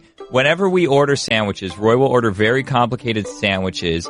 And then if it's not perfect, he gets upset because he's incapable of removing a piece of tomato or whatever it is from his sandwich. Like, it's like the end of the world. He gets in this mood where he's like, I can't believe they messed up my... It's like, dude, you ordered like this sandwich. You ordered like a BLT and you're like, I'd like a BLT, but without lettuce and tomatoes and no bacon. I really want turkey and ham and Swiss. And it's like, well, that's not a BLT, Roy. Why? That's a lie. I've never ordered a BLT without the L and the T because I don't. Why would I order a BLT? It's strange. You do it all the time. It's weird. I don't do it all the time. Well, it's just an example. You're a liar. Do you not order complicated orders and then get upset when they mess it up? You know, you could just take it off. Why would I want to do that when, like, the tomatoes all over the bread and whatever's in the sandwich, and now it's like a tomato flavor on what should not be a tomato flavor. Like, don't put the tomato on there if I ask you not to put the tomato on there. Speaking of tomatoes, Roy responded. He's the only person that responded to my wedding RSVP, and it said, I put just out of courtesy, I love you, like, Roy. I just out of preface this whole story with "I love you, Roy." just out of courtesy, I put, if anyone has any dietary restrictions, let me know. Nobody put anything except Roy, who put, my wife's allergic to tomatoes and shellfish, which I don't believe because Roy has made it abundantly clear that he hates tomatoes and always orders things without tomatoes here. And if they have tomatoes, he freaks out. So I think, and I could be wrong, that Roy made up a tomato allergy for his wife so that he can't eat tomatoes. My wife is allergic to tomato and shellfish. Why would you accuse me of lying about that? That is an actual medical condition. You're a jerk. It's only funny because I kind of see you smiling. I mean, like, you're turning your head a little bit, but I know that you have such a hate for tomatoes. You hate tomatoes more than any food on the planet? I ate sliced tomatoes. I ate diced tomatoes. I ate stewed tomatoes. I can have spaghetti sauce and barbecue sauce. I hate ketchup.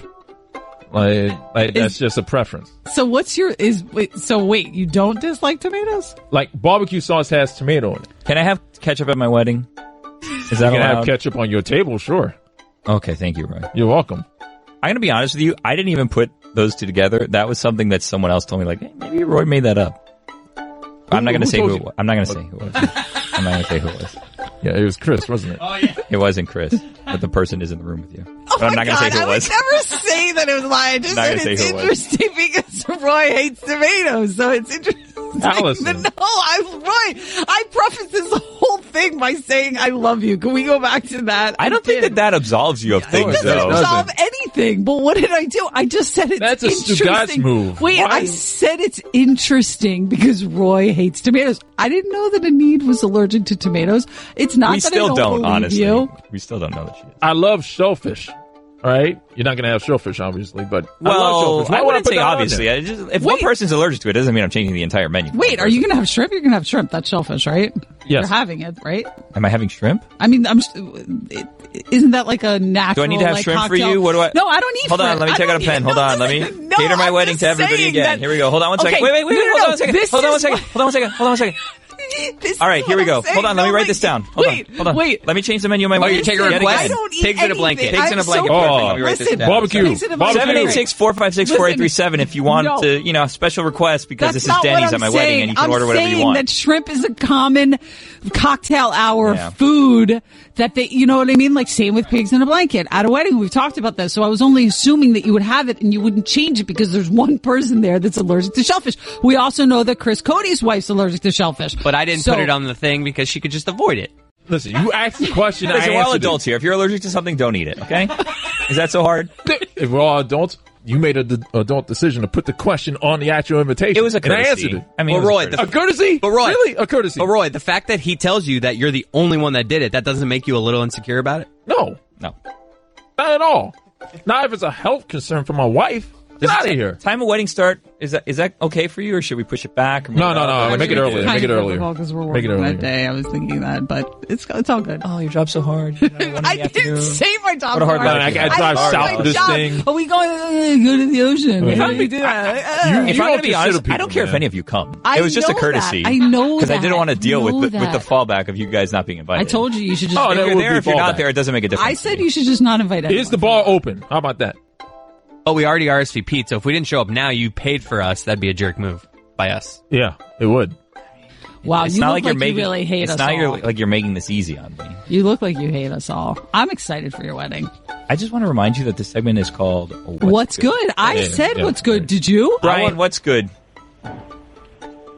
Hey, so me and my dog Roxy, we're actually driving from Nashville to Charlotte right now to meet up with some college buddies. We're having a bachelor weekend part 2, and we're catching the Arsenal Fiorentina game at Bank of America Stadium. What does a bachelor weekend part 2 mean? So I unfortunately was not able to make Bachelor Weekend Part 1 because the best man didn't plan it until 2 weeks beforehand, and I already had people flying in from out of town. They couldn't change their flights. So we're having Bachelor Weekend Part 2 in Charlotte. All right, well, that sounds good. Yeah, man. Hey, congrats on the wedding and good luck with the honeymoon. Thank you, Brian. Brian, are you surrounded by as many difficult people as I am? Yeah, I mean, I'm used to it, but hey, you know what? You can't cater to everybody. That's Roy, ketchup's awesome. Oh, great. Thanks. All right, have a good All right, hang weekend, up Brian. on Thank you for calling in. How do you not like ketchup? Ketchup is awesome. No. Ethan, what's good? I'm going to Thailand tomorrow. Really? What are you going to Yeah. do there? Well, most importantly, I'm going to propose to my girlfriend. Oh my God, I hope she's not listening. Yeah. Yeah, no, she does not listen to ESPN radio, no offense. Well, what if this gets out I'm to her? offended. I mean, how many Ethans could be going to Thailand tomorrow? There's a lot of Ethans. I mean, not That's like true. my age, but I mean, there's a lot of Ethans around. Wow, this call works for what's good and craziest weekend plans. Yeah. Are you? It does. Actually, that's what I was originally calling in for. Okay. All right. Well, how long are you going to be in Thailand for? 10 days? How are you going to pop the question? Have you figured that out yet? Oh, that's a good question. So I was originally trying to plan it on like on a hike. There's like this mountain that I can't pronounce that you can like hike up top to. And then my girlfriend set up like a photo tour, and I was like, okay, I mean that's just easy. We're going to this city called Chiang Mai, and it's like beautiful. It has all these awesome temples. So probably gonna do it there. Do you think that she is expecting this at all? Ooh. That's a good question, and I hope the answer is no, because I've really tried to throw her off the scent. As like, you know, I was trying to be like, you know, trying to save money. We got a lot of stuff coming up like this year, even though we're going to Thailand, so that's kind of backwards. But Why does she think you're going to Thailand? Because if it's well, she has a work trip, so it's kind of camouflage and work trip, and I also have to work a bit while we're there. So You pretty both excited. just have business in Thailand at the same time? That's very No, I work remotely, so I can technically work wherever there's internet. Have you decided whether you're going to get down on your right or left knee? Oh, right knee. I'm right-footed. I don't know why, but that just makes sense. Yeah. All right, well, good luck. If you want, call us back in 10 days after you're back from Thailand, because don't call us from Thailand. That would probably be really expensive. I'm not going to call you in Thailand. The time difference is absurd. Yeah. All right, well, good luck, and I hope do you think there's any chance she says no, or? I don't think so, but that would be a bad ending to the trip. How long have you been together? Oh, long enough. We've talked about marriage, so. Okay, it's, good. Yeah.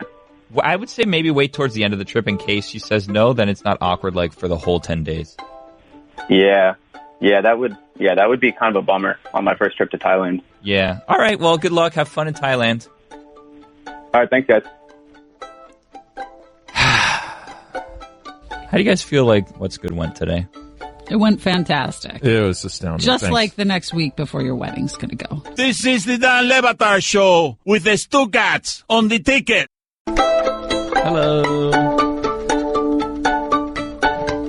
786-456-4837 if you want to play What's Good. I honestly don't know why I'm giving out the phone number because nobody's listening. It like, this flows. is a taped thing. Nah, but it flows. It works better for the segment. If I give it out? Yeah. Do we have any callers that actually want to play What's Good? Or I don't see the callers. I see Mike, but he doesn't want to talk about that. Who are the callers that want to talk about What's Good? Let's start with caller on line 3, Sebastian. Sebastian, why don't you lead us off today with a little What's Good? All right. What's good, guys? What's good? What's good?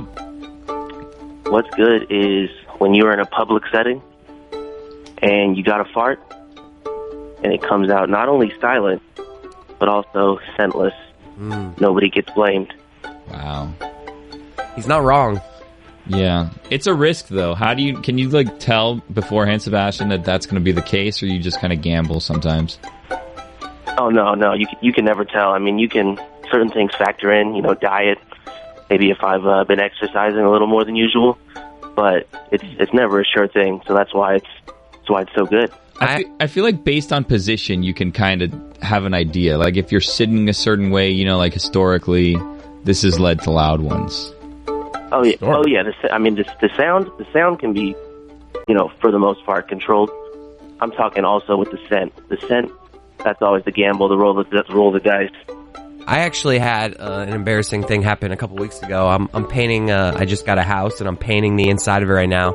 And the first time we did it a few weeks ago, my in-laws came over to help us. So it was the four of us in the house, my wife and I, and my wife's parents. And so we're painting the house, and I'm up on a ladder, and I feel a little something coming through me. And I'm like, you know what? No one's in this room right now. I had this feeling that Sebastian's talking about. I'm like, it doesn't feel like it's going to be loud. It doesn't feel like it's going to be a stinker. I'm not going to hold this one in. I'm going to let it go. So I let it go, and I was wrong about the stinky part. And all of a sudden, perfect timing, who walks into the room? My father-in-law. And I'm like, oh my God, it's just that terrifying feeling where I'm smelling it at the moment, and I'm just like, he's about to come over here. And like, there's no way he's not going to smell it. He's not going to, who else could it be? It has to be me. It's not going to be the paint. And he doesn't say someone farted. He hits with, can we turn this fan on? And I'm just like, oh my God, like, he definitely smells it right now. Like, there's no other explanation for him saying, let's turn this fan on, other than that he smells my fart and he knows it's me, and it was extremely embarrassing. Painting's a good situation, though, because there is smell involved, but it sounds like this was a bad one. If you guys had the choice, and I'm asking you, Sebastian, also, like, if you had the choice to fart, right, would you prefer to have a fart that didn't sound or a fart that didn't smell? Like, you could only choose one. So, like, you're in a public setting like that, and you either have to deal with the sound or the smell. Because I would rather deal with a silent one, and then if it's a public place, you just kind of like look around like, who is this? And you like put a face, and you just start kind of pointing with your thumb, like, what is that? Do that like stinky thing with your hand in front of your nose, maybe hold your nose and then wave your hand back and forth side to side. And you're like, who farted? Am I alone on that? Right, yeah. In that situation, 100% agree, but I would say it's probably all about context. If I'm in a position like Chris's, where it's just me and some family, maybe me and my girl, I would much rather just let off a big one with no smell. That way, no harm, no foul. Just to laugh at that funny little. How are you guys in front of your significant others? Just let it rip? Yeah. Doesn't matter? Yeah. No rules? No rules, just right, baby. Roy, what about you? Do you just let it rip? No. Okay. Roy. You know- Roy, I gotta say, with one of these things, you gotta be lying. It can't be a no every single thing. Thank you, Sebastian. It is a no every single time. It's a no. No. Roy, you don't... Sebastian, you're a liar, pants on fire. You don't fart in front of your wife, Roy? No, I don't. Never? No. That's a lie, Roy. How's that a lie? How far can we... You've never... How long have you been with her? About 8-9 years and now. You've never farted in front of her? No. That's not true. That is true. How far can we take this game of Roy never saying yes to anything? Roy, do you talk to your wife? Yes, I talk to her. All right. We got something. There we go. Roy, I'm going to put on my own personal poll. Has Roy ever farted in front of his wife? Yes. You know what's not good? This conversation. Okay, well, I'm just... Should I tag you or nah? Yeah, don't. No. Nah. All right, then I'm not going to tag you, but I'm definitely going to put it up. Here's the thing. If you make the noise, though, and it's like one or two people and there's lots of things around, do you guys go and pretend to, like, make that same fart noise with something else? So, like, then you're like, I didn't fart. That was just the fart noise. Wow. So, like, if it's on a couch that's, like, leather or whatever, you just kind of start moving around to try to make the fart noise again. Or, like, just look kind of what's around you and what can I make a fake fart noise with. Not necessarily at that same time. Maybe, like, a minute or two later. And it's like, man, that keeps happening. I've had instances where I'm sitting in a chair that's very squeaky, that sounds like a fart, and I don't want anyone in the room to think that it might be a fart, so I'll get the squeak going extra squeaky, like just so everybody knows the squeak is not a fart. Yeah, I noticed that a lot. You've been doing that a lot lately. What, with this chair? Yeah, I feel you. Oh, well, this chair just squeaks a lot. I don't do it with this chair. How about this? How about, would you rather do what Sebastian was talking about, or be in a very loud place where you can crank one out and it's not, nobody hears it? Well, the best place for that, of course, is an airplane. That's what? No. The best place to fart is in an airplane? Oh my god, it's amazing. If you time it right. No, it's like a gas chamber. Dude, you can fart in an airplane literally as loud as you want and no one ever hears it because of the engine. That is so gross. You've never known this? We've discussed so this before. gross. You're an evil person. Then everybody's flying with your farts for like hours. I mean, sometimes you might have to throw the face like, who was that? Why don't you walk to the bathroom and fart in the bathroom? No, I mean, obviously, if it's really like, if I feel like it's going to be bad, but if I just want to let one sneak out, yeah, it's easy, man. Roy, have you ever farted on an airplane? No. Oh, please. Where do you fart? In the bathroom. You do not. That's a lie. You don't go to the bathroom every time you need to fart. Absolutely. So yeah, I was just on a plane from Vegas, and not while the main part of the flight was going, but on the return, like right when the wheels hit, I let one out. It had been sitting for quite some time. Nice. Good strategy. Roy, so far, 73% of the people say that you have farted in front of your wife. I mean, seriously, Roy. I mean, come on. People, you need credibility. How about you don't put my business? People think that you're just a broken record and you're not telling the truth. You're just saying no to everything. Keep my name out of your mouth, man. All right, thank you, Sebastian. Yeah, Sebastian, thank you. Have a good day. I got another caller. I don't know if this is what's good, but I kind of want to go to David from Toronto. Well, hold on. Before we get to him, do you guys have any what's goods that you want to do or no? No. Here's a what's good. Dan and Stugats are back today, so that's good. Greg Cody's in today. It's a Greg Cody Tuesday. That's good. What else? It's raining. That's good for the agriculture, right? That's good. Keeps us cool. Yeah. Ooh, I left my umbrella yesterday here at work, and I was walking to the car, and it started raining. So it was not great, but it was kind of refreshing. And then when I got to the car, I found another umbrella. Wow. Yeah. I'm feeling better. That's good. Yeah. I was definitely a little more tired today, though. That's not as good, but it's okay. I'm feeling better now. Weird that today would be the tired day. I know. I think I was up a little late last night. But Monday's a big night for me. You guys aren't in the Bachelors in Paradise, are you? No. My fiance is. Oh so my God. You already know the answer to that question. So good. I'm forced to watch by proxy because where the TV settled, like I'm also doing work and editing and doing a couple You things. like it. Don't No, I pretend. hate it. I hate it. Dude. Every 10 minutes, I have to look up and be like, this is fake, right? Oh, I mean, I don't say fake, man. That's ridiculous. It's not fake. But, because they're genuinely in love. It's an absurd premise. They're not genuinely in love. They genuinely think that they're in love. No, they don't. Oh, you're so full of it. I'm telling you, they do. You get on this secluded island where romance is everywhere. You trick yourself. I know it's a ridiculous premise for Dylan to think that he's in love with Hannah after 2.5 weeks on a beach. Right. But I'm telling you, especially when she likes Blaine. Thank Blake. You're Blake. close, man. You're trying. I'm here, man. But I'm telling you, they feel it in the moment. Like, they're not actors. These are not actors. It's an absurd premise, and there's many times an episode where I just laugh out loud at, like, a ridiculous statement. But it's great television. Dude, they're putting 20 people, 10 women, 10 men, and they're like, well, actually, no, it's like 10 women and 12 men. Yeah. And it's like fall in love, and the two who don't have love, you're out of here. But I have a question for you. In the long run, it benefits all of these people to never be in relationships, right? Because if you're not in a relationship, you can come back and be either the Bachelor or the Bachelorette, or you can just keep coming on Bachelor in Paradise over and over what again. I've quickly learned is that it benefits them to really believe in love. So if like Dylan, for instance, he is so over the top into Hannah, and it's like I keep saying to him, Dylan, dial it back a little bit. Mm-hmm. But what he's saying to himself is, You keep saying it to him. out loud, I'm like, Dylan, because every time he gets around Hannah, he's just like, I can't stop thinking about you. Yeah. I can't stop looking at you. It's like, dude, pull the brakes a little bit. You're gonna freak her out. But does he need to say that to stay on the show? I think what he's doing is he's going after Hannah, and if it doesn't work out, he has all of Bachelor Nation, all the women that watch, that are just like, Dylan is so sweet. So he's becoming a lovable character, and if it doesn't work out with Hannah, he could be a potential Bachelor because everyone wants him to find love. How about the guy that body slammed the guy in the pinata? Oh, that was what's that guy's name? Yeah. Okay, I'm blanking on this guy's Some guy name right comes now. in. There's a lot of people named Luke, right? There's a lot of love triangles. Yeah, Oh. Luke's actually, that was the Bachelor. This is Bachelor in Paradise. There's no Luke in this actual thing, but there was a Luke. You're not off.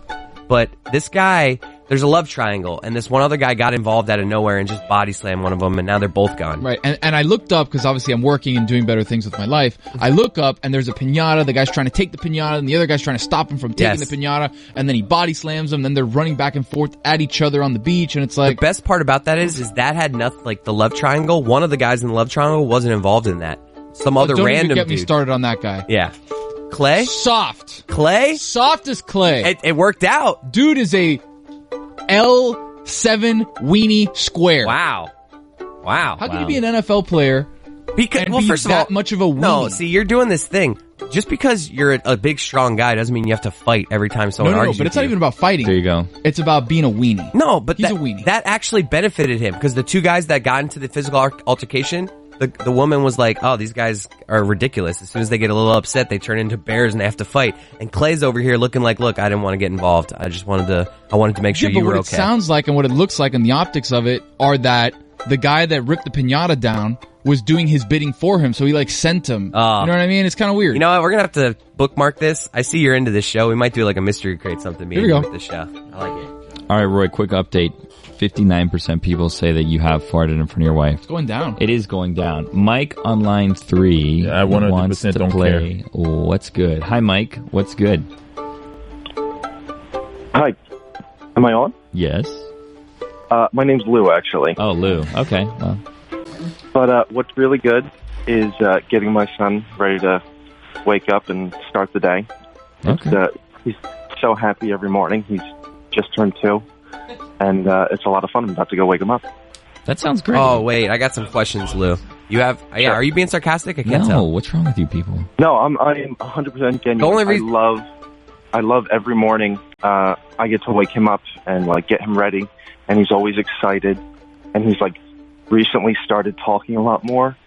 So like one of his favorite new words is hooray. So I'll wake him up. It's like, Kieran, it's time to wake up, and he'll go hooray. Oh, that's so cute. That is really cute. Kids are the best because they're so like innocent and not Yes. jaded, and life hasn't really affected them. I'm curious how getting to 2 years old, because I'm dealing with a baby getting close to 2 years old, and you know, she's obviously adorable, but she's also learning how to, manipulate the parents. Oh, and, God. You know, dude, 2 years old, it's called terrible twos. I'm just wondering how you're dealing with this part of parenting. So far, it's not been too bad. Like, you can totally tell when he's playing you. But there haven't been any, like, major tantrums or breakdowns yet. He's got his, like, last pair of molars coming in right now, so that's not great. Yeah. And he was up in the night, but, you know, it's great. He's still awesome. So what do you do when you realize that he's trying to play you? Do you kind of just like go along with it, or do you realize like this is a defining moment in raising my child and I need to call him out on it right now? So it really depends on the context. Like when I can, I try to like coach him and teach him and like, hey man, we're having big feelings. We're gonna get through this. But like, honestly, if we're like in a restaurant or something, at like a public event, like, all right, buddy, come on, I'll give you whatever you want. Just free the hostages. I've noticed that too. I'm a much better parent at home because I'm not just like in public. I'm just like, I need to get this child to stop screaming. Regardless, I'll do anything. I'll give him anything, any electronic. I'll sing any song. I become just like this puppet of what can I do to make you stop screaming. That's funny, because usually, like, you would think that people would be putting on a show in public, but it sounds like it's the opposite. So, like, in public, you just want to kind of, like, end the situation as quickly as possible, where at home, that's where you teach the lessons. Yeah, I mean, if there's, like, if we're, like, at the zoo or something, and it's, like, not people, like, if I'm not trying to impress anyone, then maybe I'll, like take a harder stand, but if we're out at dinner with family or something like that, then I'm more likely to cave. Plus, already for me, in a year and a half, I'm already much more comfortable actually dealing with the shame of a loud baby in public. The first, 6 months, I would, sometimes literally myself, just run away from the table and leave my wife there with the screaming baby because I was so mortified about having a screaming baby in a restaurant. But now I've got to the point where I just sit there and I just eat it. And I know everyone's judging me, and everyone's looking like, why do you have your baby screaming? And it's like, I'm sorry. But, I got to say, even with all that, he's still mostly good most of the time, talking about what's good. Like, we can take him out. He's got, a favorite restaurant with, his favorite servers, and they all know him, and they've, watched him grow up. It's pretty cool. What's his favorite restaurant? We live in Philly. His favorite restaurant is a diner in South Philly called the Penrose. And what's his name? His name is Kieran. Ooh, so every day he goes in, he orders the same thing, and they're like, Kieran! Not every day, but, usually once a week, we'll go in, and, his favorite host will see him and gives him a hug, and it's really cute. All right. Roy, you have a child. Can you relate to this? I can. Wow. Claire is right now dealing with temper tantrums now. She seems to be falling to the floor and whining whenever something doesn't go her way or something's taken from her. How are you dealing with this? Yeah, what do you do? I just let us sit down and whine. That's it. Lou?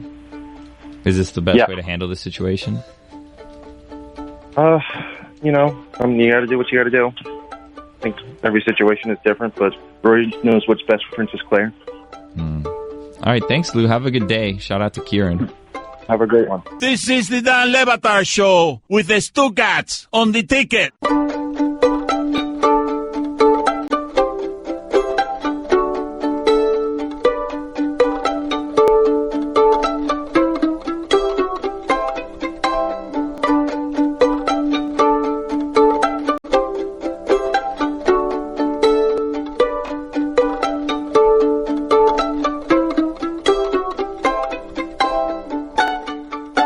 I miss this music, Roy. It's nice. Hello. Welcome to What's Good. 786-456-4837. I don't know why I'm giving out the phone number because this is a podcast and no one's listening live. We have all of our callers already. None of them actually want to play What's Good except one. How do you think this is going to go today, Roy? I would say very poorly. Here's the thing. We usually start with this, but we didn't start with it today. And we started with, okay energy. And then we did Roy is Burning. And then it was kind of just I don't want to run. And then we got to, Aaron Carter has drug problems and may or may not have threatened Nick Carter's wife or girlfriend. On a roller coaster, Billy. Yeah. It's not all up with high. Sometimes you got to go down, then you come back up, then you go back down. You know how it goes. And you go back down, then go back up. We're currently going down. The Aaron Carter, Nick Carter was a down. Now we're coming back up. I don't know about that roller coaster analogy, though, because in roller coasters, usually the down is the fun part. So I feel like maybe we started kind of like the Hulk starts, where it's when it's oh, fun start. And now it just seems like we've been going up. You know what you just made me think? You say the down part is the fun part. I don't necessarily agree with that. You like the slow going up part of a roller coaster? I do like the build of the roller coaster going up, the very first part of a roller coaster going up. I do like that part. The part that you made me think of, the going down fast part, that's that thing you get in your stomach, that feeling. What is that? Like scientifically speaking? I don't know, just in general. Like, what is going on in my body when I'm going down at a fast rate and I get this weird feeling in my stomach? Scientifically, you mean like G's?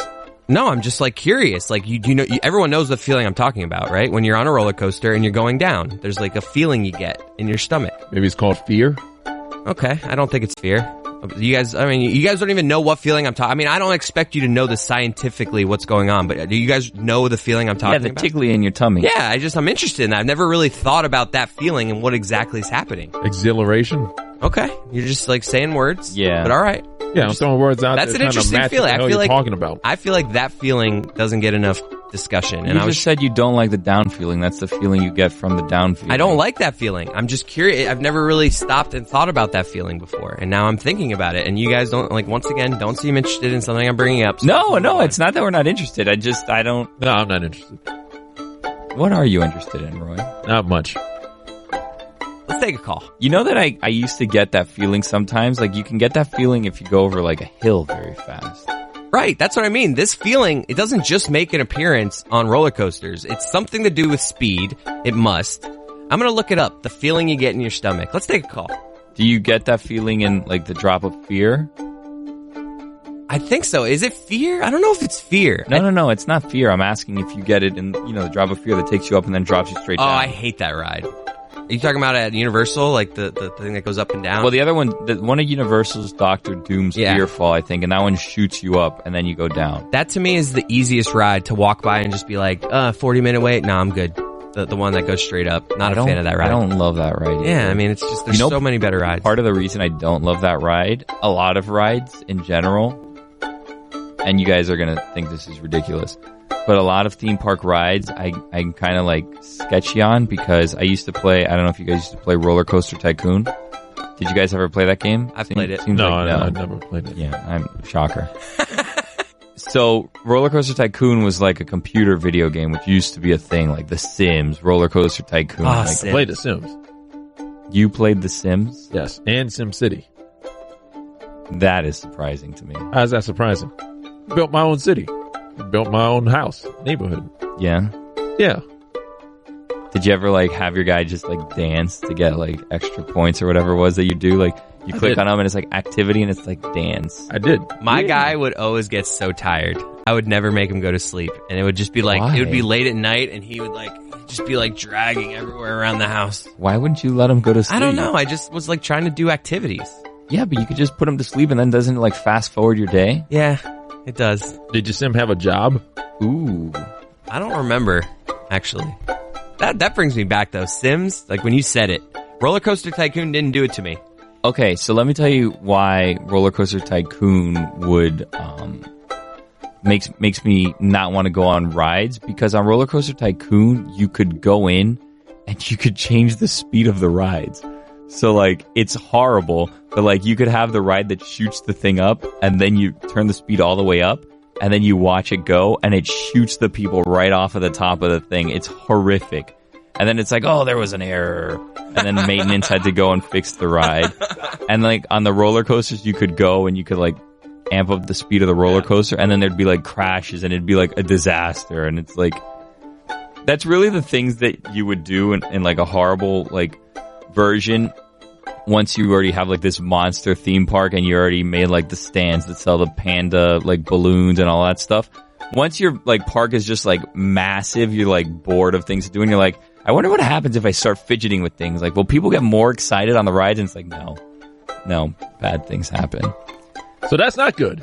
No, well, because of that, then like and obviously it's not the way real theme parks work, but I'm like, man, someone could just come and change the speed of this thing and then go flying off the top of it. Dangerous. Yeah. Not good. These buttons aren't working. Adam's on line 1, but I can't bring him up. Adam, what's good? Hey, good morning, Billy. Good morning. What's good is for sure hearing this music. It's been a long time. I think the feeling in your stomach, I think that's just like free fall. Like, that just everything is everything in your body is weightless. So like all your organs inside are just sort of like floating around inside of you instead of being weighted down. Yes, it's like zero gravity, like Roy was saying. Yeah, exactly right. It's like if you're in an elevator, like when an elevator starts, or like you were saying, if you like hit the dip in a road or something. Anyways, I got mixed feelings about that feeling. It's exciting when you're on a roller coaster and you know to expect it, but you don't want it happening unexpectedly. See, I think like, let's say we're about to make a big fall on a roller coaster. That feeling hits you like right away initially, and then it kind of subsides. And like, I like the part once it subsides and I'm going down. Like, I don't like that feeling. Like that initial. I'm anti that feeling. There, I said it. Anticipation of falling. All right. Thanks, Adam. Adam, you wanted to talk about the wave? My what's good is I'm fortunate enough that I get to work from home one day a week, and so yesterday I got to be a little bit lazier, and I thought, let's make a little special breakfast for myself. So I thought I want pancakes, and what's good is when you are rummaging around in the pantry, you want to make something, but you don't know if you have all the ingredients, and then you find all of them. I open the fridge, and there's just a little bit of milk, but there's just enough to be able to make pancakes. I don't have to run to the store or anything. And I feel like they tasted 10 times better just because of that. I'm with you. All right, thanks, Adam. Have a good day. Allison has strong feelings on this feeling that Allison's here? I think the feeling you're talking about roller coaster, that pit in your stomach. Isn't that adrenaline? I don't know. I think so. That makes sense. Here's the way this has been going. We're all asking the question. None of us know the answer, and we're just continuing with the question. I think that's the feeling. I hate that feeling. You hate that feeling? Yeah, I'm not an adrenaline Have you ever been on a roller coaster? I have, but Really? I don't enjoy them. How? If you said you've never been to theme parks. Well, when I was a kid, I went to summer camp, and they would take us to amusement parks or theme parks. And, it was the thing that everyone did, and I'm not going to be the person, so I went on it. It's not that I'm afraid of them. I just don't like that feeling. And I have been to Great Adventure. I think I told you this. I was asked to never return when I was 16. So I think that was the last theme park I went to. What do you mean you were asked to never return? I was asked never. What did you do? I did something really bad. Obviously. Well, it wasn't like you helped an old lady cross the street and they're like, please never return here to Great Adventure. I can't believe I'm going to tell this story. This is When we come back, Allison will tell us why it is that she's never allowed back at Great Adventure. This is the Dan Levatar Show with the Stuckats on the ticket. Hello. Hello. Allison. Can you hear us? Hello, I Allison. can. Hi. You have to be out of here by a certain time, right? Yes, I do. What time Voice is makes that? me so happy. Oh, that's so. Chris is like. Allison. Yes. What time do you need to be out of here by? I'm trying to think of my location and how long it's going to take me to walk to where I need to be. I probably need to be done at 9:05. Gauging on how long it took you to walk over here. We need to go. Wow. We need to go quickly because So we only have 15 minutes with her because she is at least half an hour late. I'm not a half an hour late. All right, ready? 3. Okay. 2. Who's starting? Allison should start. Allison, you're starting. You're driving this. Ready? I'm not driving anything. And action. All right, I'm ready? not driving anything. 3, 2. I'm driving 0. Allison, you're driving this. Ready? I'm leaving. 3. Mikey C said if you walk out of here, you're not coming back, which is really true. It's accurate. All right, ready? 3, 2, 1. Allison. Yeah. You're supposed to drive it. I'm not driving. I just said I'm not. I don't know what what are we driving? Where are we going? show. What's happening? Are we doing what's good here? Are we doing what's good? No, we're just talking, just a couple friends sitting around. Are we friends? How could you say it was a half an hour late? Well, because I said, what time do you get there? You said 8:20 and it's 8:50. No, So but I that's texted you and said, so today's Feel Good Friday. I don't know if you're aware. Feel Good what's Friday. that? It's a segment that I book for SportsCenter. Makes me sad. Ooh. Do you know this, Mikey C? Feel Good Friday makes you sad. Yeah, very good segment. Feel Good Friday what, Billy? Nothing. Wait, what did you say? No, I You said, something I said mean. it makes Chris me said sad. that makes me sad, so I Because asked it just him if Feel reminds Good Friday makes him it just sad. reminds me that she's not here anymore. Like when I hear her booking for That's so nice, Chris. Yeah. I feel like Billy and Roy are like, just stay there. I'm so glad you're there. I miss you too, Allison. You do? You already know how I mean, we said about 2 words to each other when we were. You already know how I feel, Allison. That's hurtful because Like- we said at least a paragraph. Allison still stops by like whenever she's around here and asks how you guys are doing. Yeah. Let's do that. I mean, that's Why didn't yeah. she ask us how we're doing? I mean, you have all our I mean, numbers. You know that's not true. I just had a text exchange with Chris yesterday about that. Yep. Ooh, very Yep. important question, Allison. Now that Yes. we're like super involved in the local hour right now. Welcome back to the local hour, by the way. Thank you. Mikey C tells us he's been working out for 3 weeks. Can you tell? He looks good. You look good. Nice. Where are you Or are working? you just saying no, that? you really do. Are you working out here? No, a gym near my house. Hmm. Yeah. How come you don't ESPN it up, Mikey? You have a free gym up there. Because you know how it is, and when you work all day, you kind of don't want to stay and do more work. It's like, if you work at like a pizza place, you don't want to eat pizza after. Yeah, you just want to change the scenery. Yeah, You don't work at a gym. Again, you I have get a free it. gym up there. Yeah, no, free is good, but Okay. I don't know what else to tell you. All right, Roy, go to line 1. We have on line 1. Allison already left. Did she really? Yeah, she just got left. I mean, hello? Hey, what's up? Hi, how are you? Am I saying your name wrong? It's Yano, like Yano. yeah, and then no. Yeah, well, no. So here's the thing. If I'm going to be honest with you, I screened you like an hour ago, right? And thank you for waiting on hold for such a long time. Again, we were just sitting around waiting for Allison, who apparently just got up and left in the middle of this. She really did. And I took your call because the plan with Allison, if we're going to be 100% honest, was we were going to play What's Good with Allison. And it was supposed to be a surprise. We were just going to do What's Good, and then Allison's voice was going to come out and be like, oh my God, Allison's there. We're playing What's Good with Allison, blah, blah, blah. Right? And then she just didn't show up for a while, right?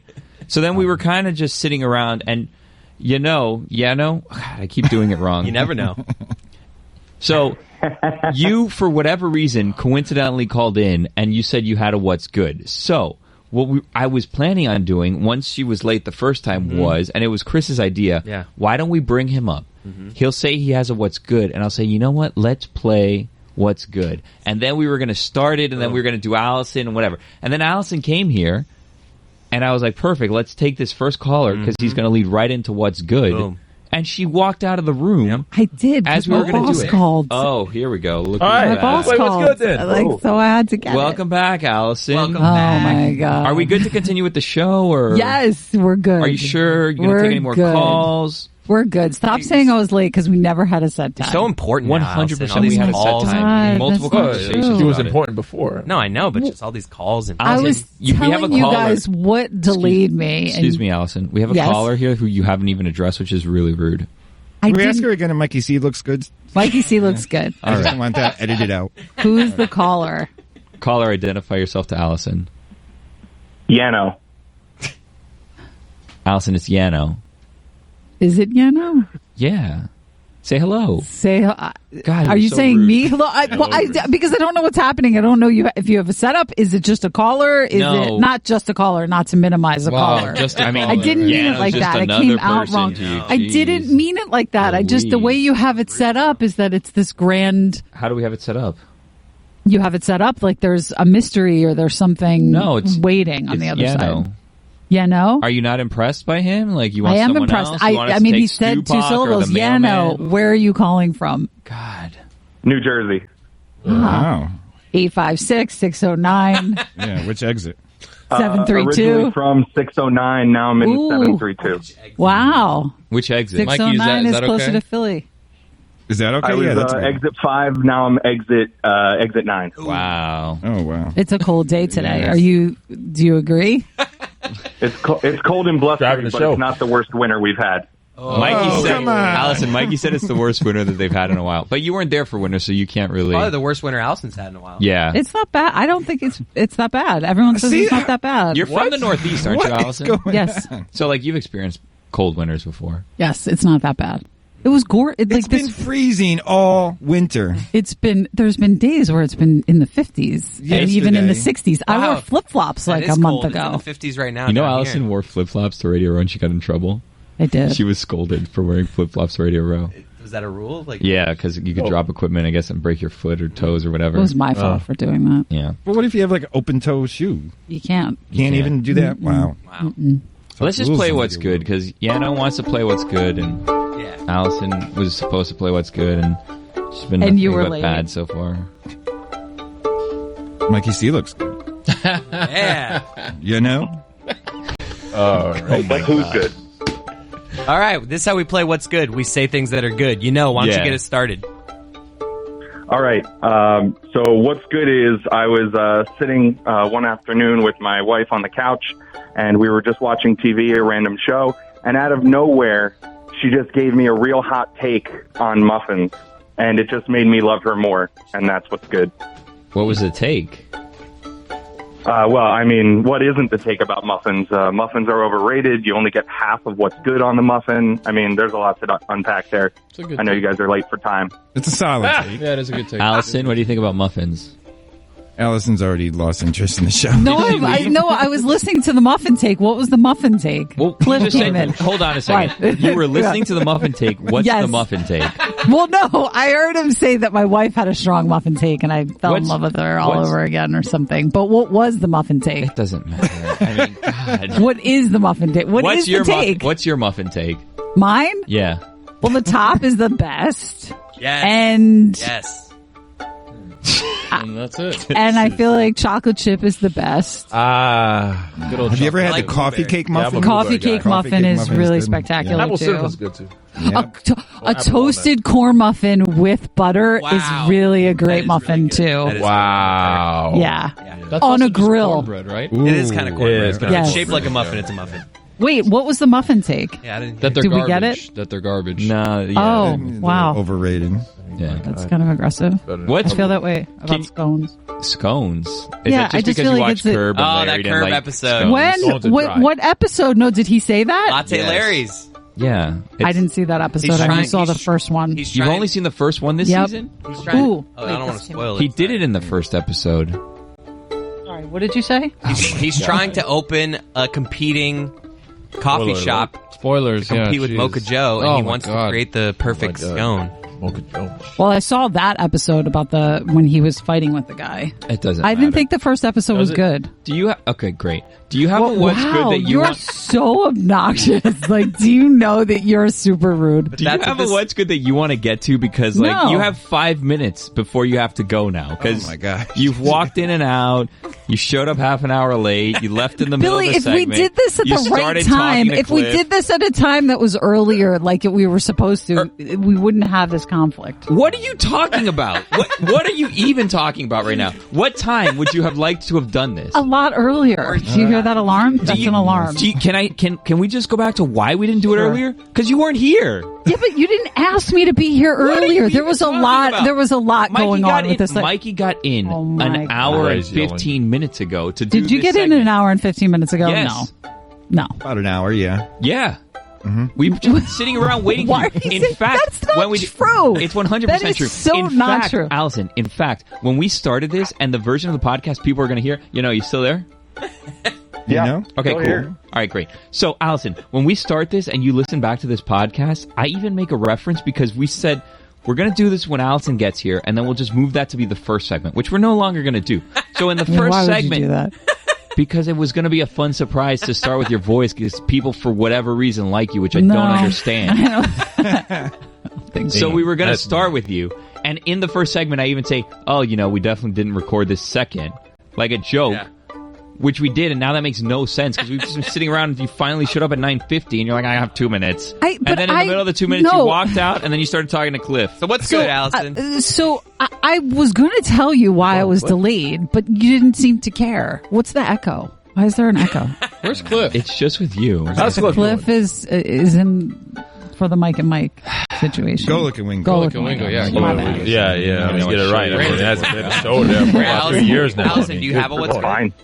I have a what's Even good. he knows it. I always have a everything's good. I have a what's good. It just happened.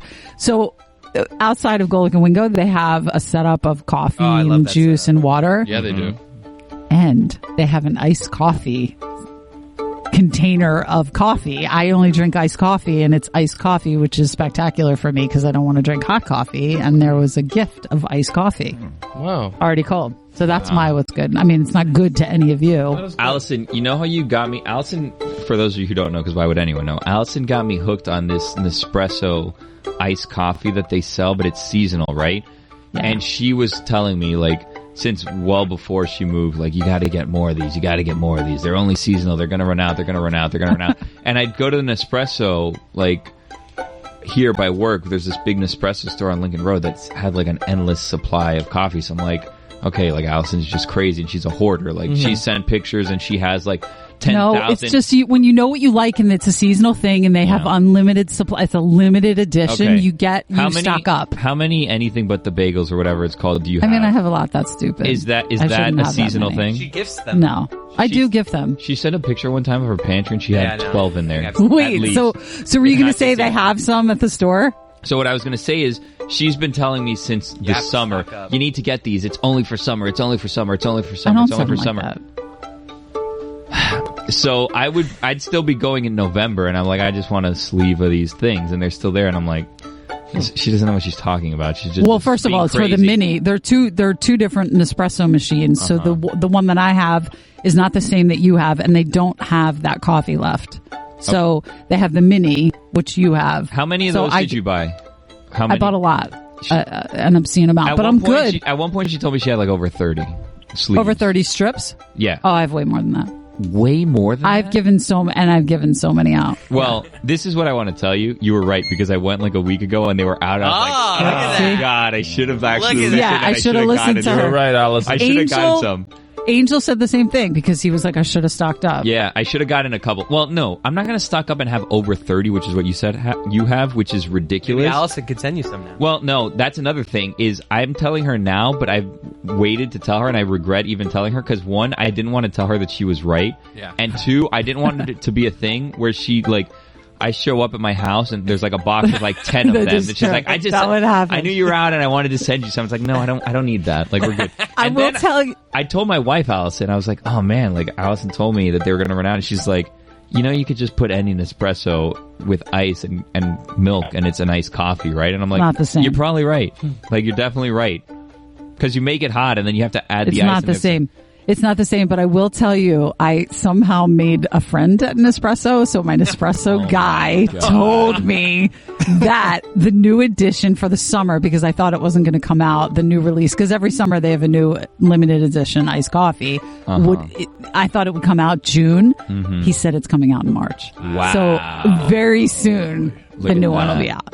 Incredible. So, yep. Well, it's 9:05. You have to go?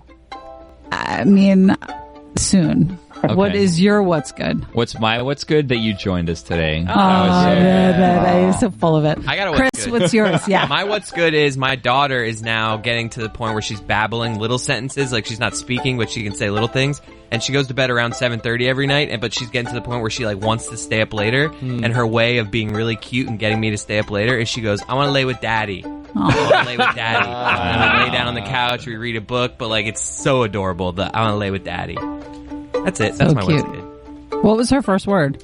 Ooh, I think it was dada, but it was just a noise she was making, so I can claim that it was dada, but she was just kind of saying you know what I mean? It's dada. Yeah. But, she just didn't really know anything else. Right, yeah. Is Allison a germaphobe? Probably. Ask her. Isn't she right next to you? Yeah, she is right next to you. So are Why? you freaked out with the whole coronavirus stuff? I mean, I don't love What? it. I mean, I love it. Mikey, this is what's good. You're not pro I know. What's good? It's weird. You're I know. What's bad? Yeah. All right, Jeez. I'll wait for that. Yeah. Right. Next segment. Yeah. Mikey, do you have a what's good? Do you know? Yeah, I how this already game did it. works? My looks. Yeah. Yeah. Roy? That's true. You know what? Nothing. Oh. Jeez. That is not true, Roy. What do you mean? How is it? It There is is true. so much good. You have the most adorable baby, too. Well, Chris is right here. I said 2. Did you not hear that part? Yeah. Well, you could be like 2, like you also have other good No, things. 2 TOO. Yeah. In addition to. In Billy addition- has a new son also, so you didn't mention his son. Yeah, I have a dog. Yeah. Billy That's hit the good. dog lottery with this dog. That's very This good. dog is Dottery. the best dog. It is like a giant stuffed animal. Oh, it's a big dog? Oh, it's so I cute. pictured Billy with a corgi or something. Hey, Corgi. I haven't told anyone, but I'll tell you guys. I have a golden doodle. I knew that. Said that on air. Yeah. Did I? We you talked made- about it. I feel like I talked about this off air. No, we've talked Oh, about that was it. one I said it was a golden doodle? Yeah, you remember Oh. how you were talking about dog walkers and Yeah. Oh, yeah. There's a rejoin. I didn't know that I mentioned Yeah. the dog. Anyways, it's a golden doodle, but we had to cut its hair, Allison, so it doesn't have like all the hair that it had when you were down for Super Bowl that you saw it because the previous owners weren't like brushing his hair, so it was all like matted and had a bunch of knots and it couldn't move, so we had to kind of give him a buzz. Yeah, get kind that of buzz, short, man. Yeah, but his hair's coming back in. Such an adorable dog. I gotta look up a golden doodle. Anthony, what's It's your a black what's golden good? doodle. My what's good is yesterday as I was driving in late at night at my apartment complex, usually the second floor, which is where I park and take the elevator up to the top, is usually packed. Right next to the elevator, a perfect spot just for me. Ah, the good It's so nice. Backed it in, smooth as silk, went to the elevator, went to my building, it was perfect. And then did you think about this morning? Maybe I don't want to leave because I just want to I want to Uber to work because I don't want to give Oh up no, Uber. because that'd be lose like the a spot, $70 man. Uber. Yeah, no, I'd rather. And when I lived Alright. when I lived at FAU, we had one spot that we called the best spot, and whenever someone would get their car there, they wouldn't have to drive anywhere because it's like I got the good spot. I'm not taking my That is car true. anywhere. Right. I think there's a Seinfeld episode about that. Yeah, then you're just wasting the spot. Seinfeld episode about muffins too. Isn't it? Well, yeah, top of the muffin to you, Mikey. Yeah. Mikey, why don't you ask Allison yeah. about her good parking situation? You got a parking spot here? My parking situation? Oh my god. What did I do? Why are you so Allison mad? has a garage, Mikey. I park do. in the garage? Yeah, no, Oh, you mean I have where you live, you have a garage. So Oh, I it thought was you such a Garage is far. good decision. Do you like stuff it with like garage things? Yeah. Like clippers and. What tools do you have in your garage? Yeah. Me? Yeah. It's so great because I don't have to deal with cold. So when I get to Is it my connected car, to your house? You it can go is. right into. Oh, Yeah, it's Wow. It's really What's in your garage? besides my car. Yeah. Nothing. seed. Oh, I have a bike. My bike is in my car, and a beach chair is in my car. You have a beach chair. Which clearly I don't need. Why do you have a bike? What do you mean? Why do I have a bike? You're doing a lot of biking in the snow? I mean, I have a bike. You could bike in the summertime here. That's what's in the garage. Is that okay with you? I mean, Yeah. are we like judging the garage Weren't you supposed space to and leave how 4 nice- minutes ago? I'm gonna leave. I'm gonna ask you guys if you're gonna watch Feel Good Friday. Yeah.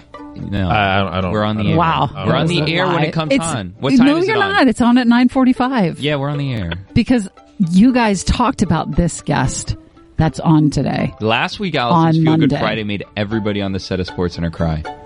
Huh. Right, Allison? Yeah. Do you take pride in that? When they cried? Yeah. No, I mean I was crying in the control room. It was a touching moment. Right, but that makes you happy though that you nailed it, right? I mean, it was a good segment. Yeah. Do you guys have a guess of what the guest is today? Ben Chris Affleck. Cody, Not enough you should clues, have a man. guess because you participated, and I won't say anything more. Is it the guy that does the planks? It is. Ooh. It is. I was gonna It's say Dionne George Warwick. Hood. Oh. Gosh, I may cry with this guy. He's working out better than me. Okay, is this over now? Yeah, bye. Thank you. Wow, you're so mean. Oh, you want Bye, Allison. Bye, Chris. Thank you for being so kind. Yeah, say bye. Yeah, perfect. Say bye. You know, it's still Bye, there too. 609. That's now 732. I kept the number. Oh, did you? Oh, nice. You kept the 609 number? She'll talk to this Of course. guy for an hour. Yeah, well, I'm like the person that talks to telemarketers. Are you really? Why Yeah. did we get into that? I love when they're like, "Do you have time for a survey?" I'm like, Oh, "Sure." surveys I Yeah. love. I do love a good survey. I'm like, sure. I feel bad, except when they ask me about my mortgage when I'm like, I don't own a home. Like, stop asking me. Or they do the computer one where they're like, "Oh, your computer." It's like you know nothing about. Stop. That one annoys me. So mean.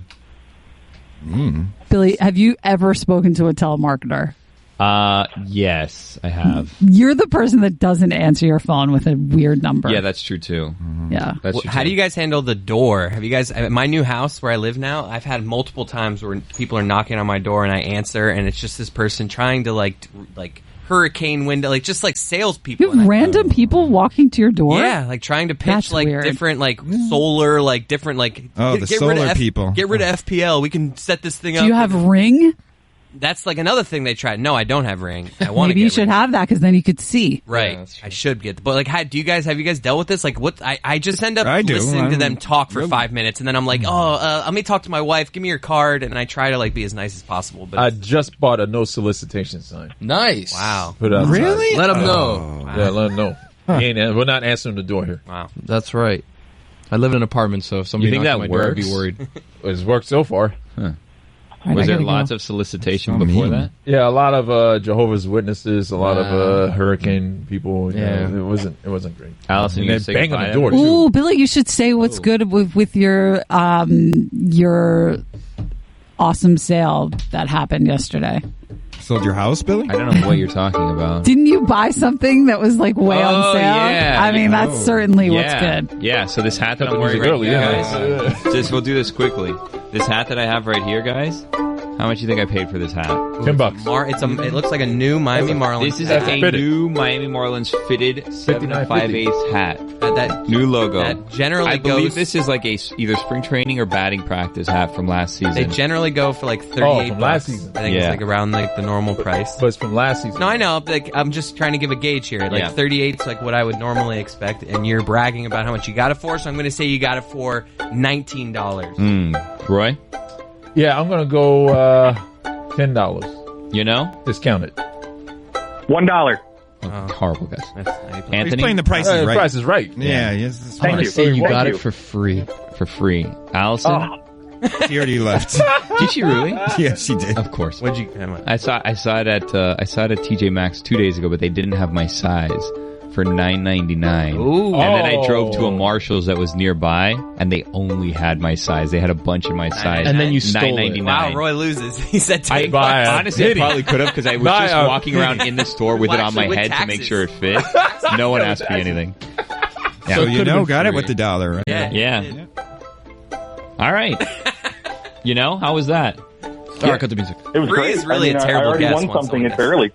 All right. Once cool. someone guesses $1, free's pretty bad guess, right? I know, In terms of winning the game. Yeah. Well, have a good day. You know. I could have got it for free though. You could have got it for free. And I would've Call been us. so. Call us on Monday to talk about your pharmacist thing and a life hack that you wanted to do and dog's paws. All right. So, wait, can I ask a quick question? Sure. Roy, what color are your eyes? Brown. Okay. This is the Dan Levatar Show with the Stuckats on the ticket.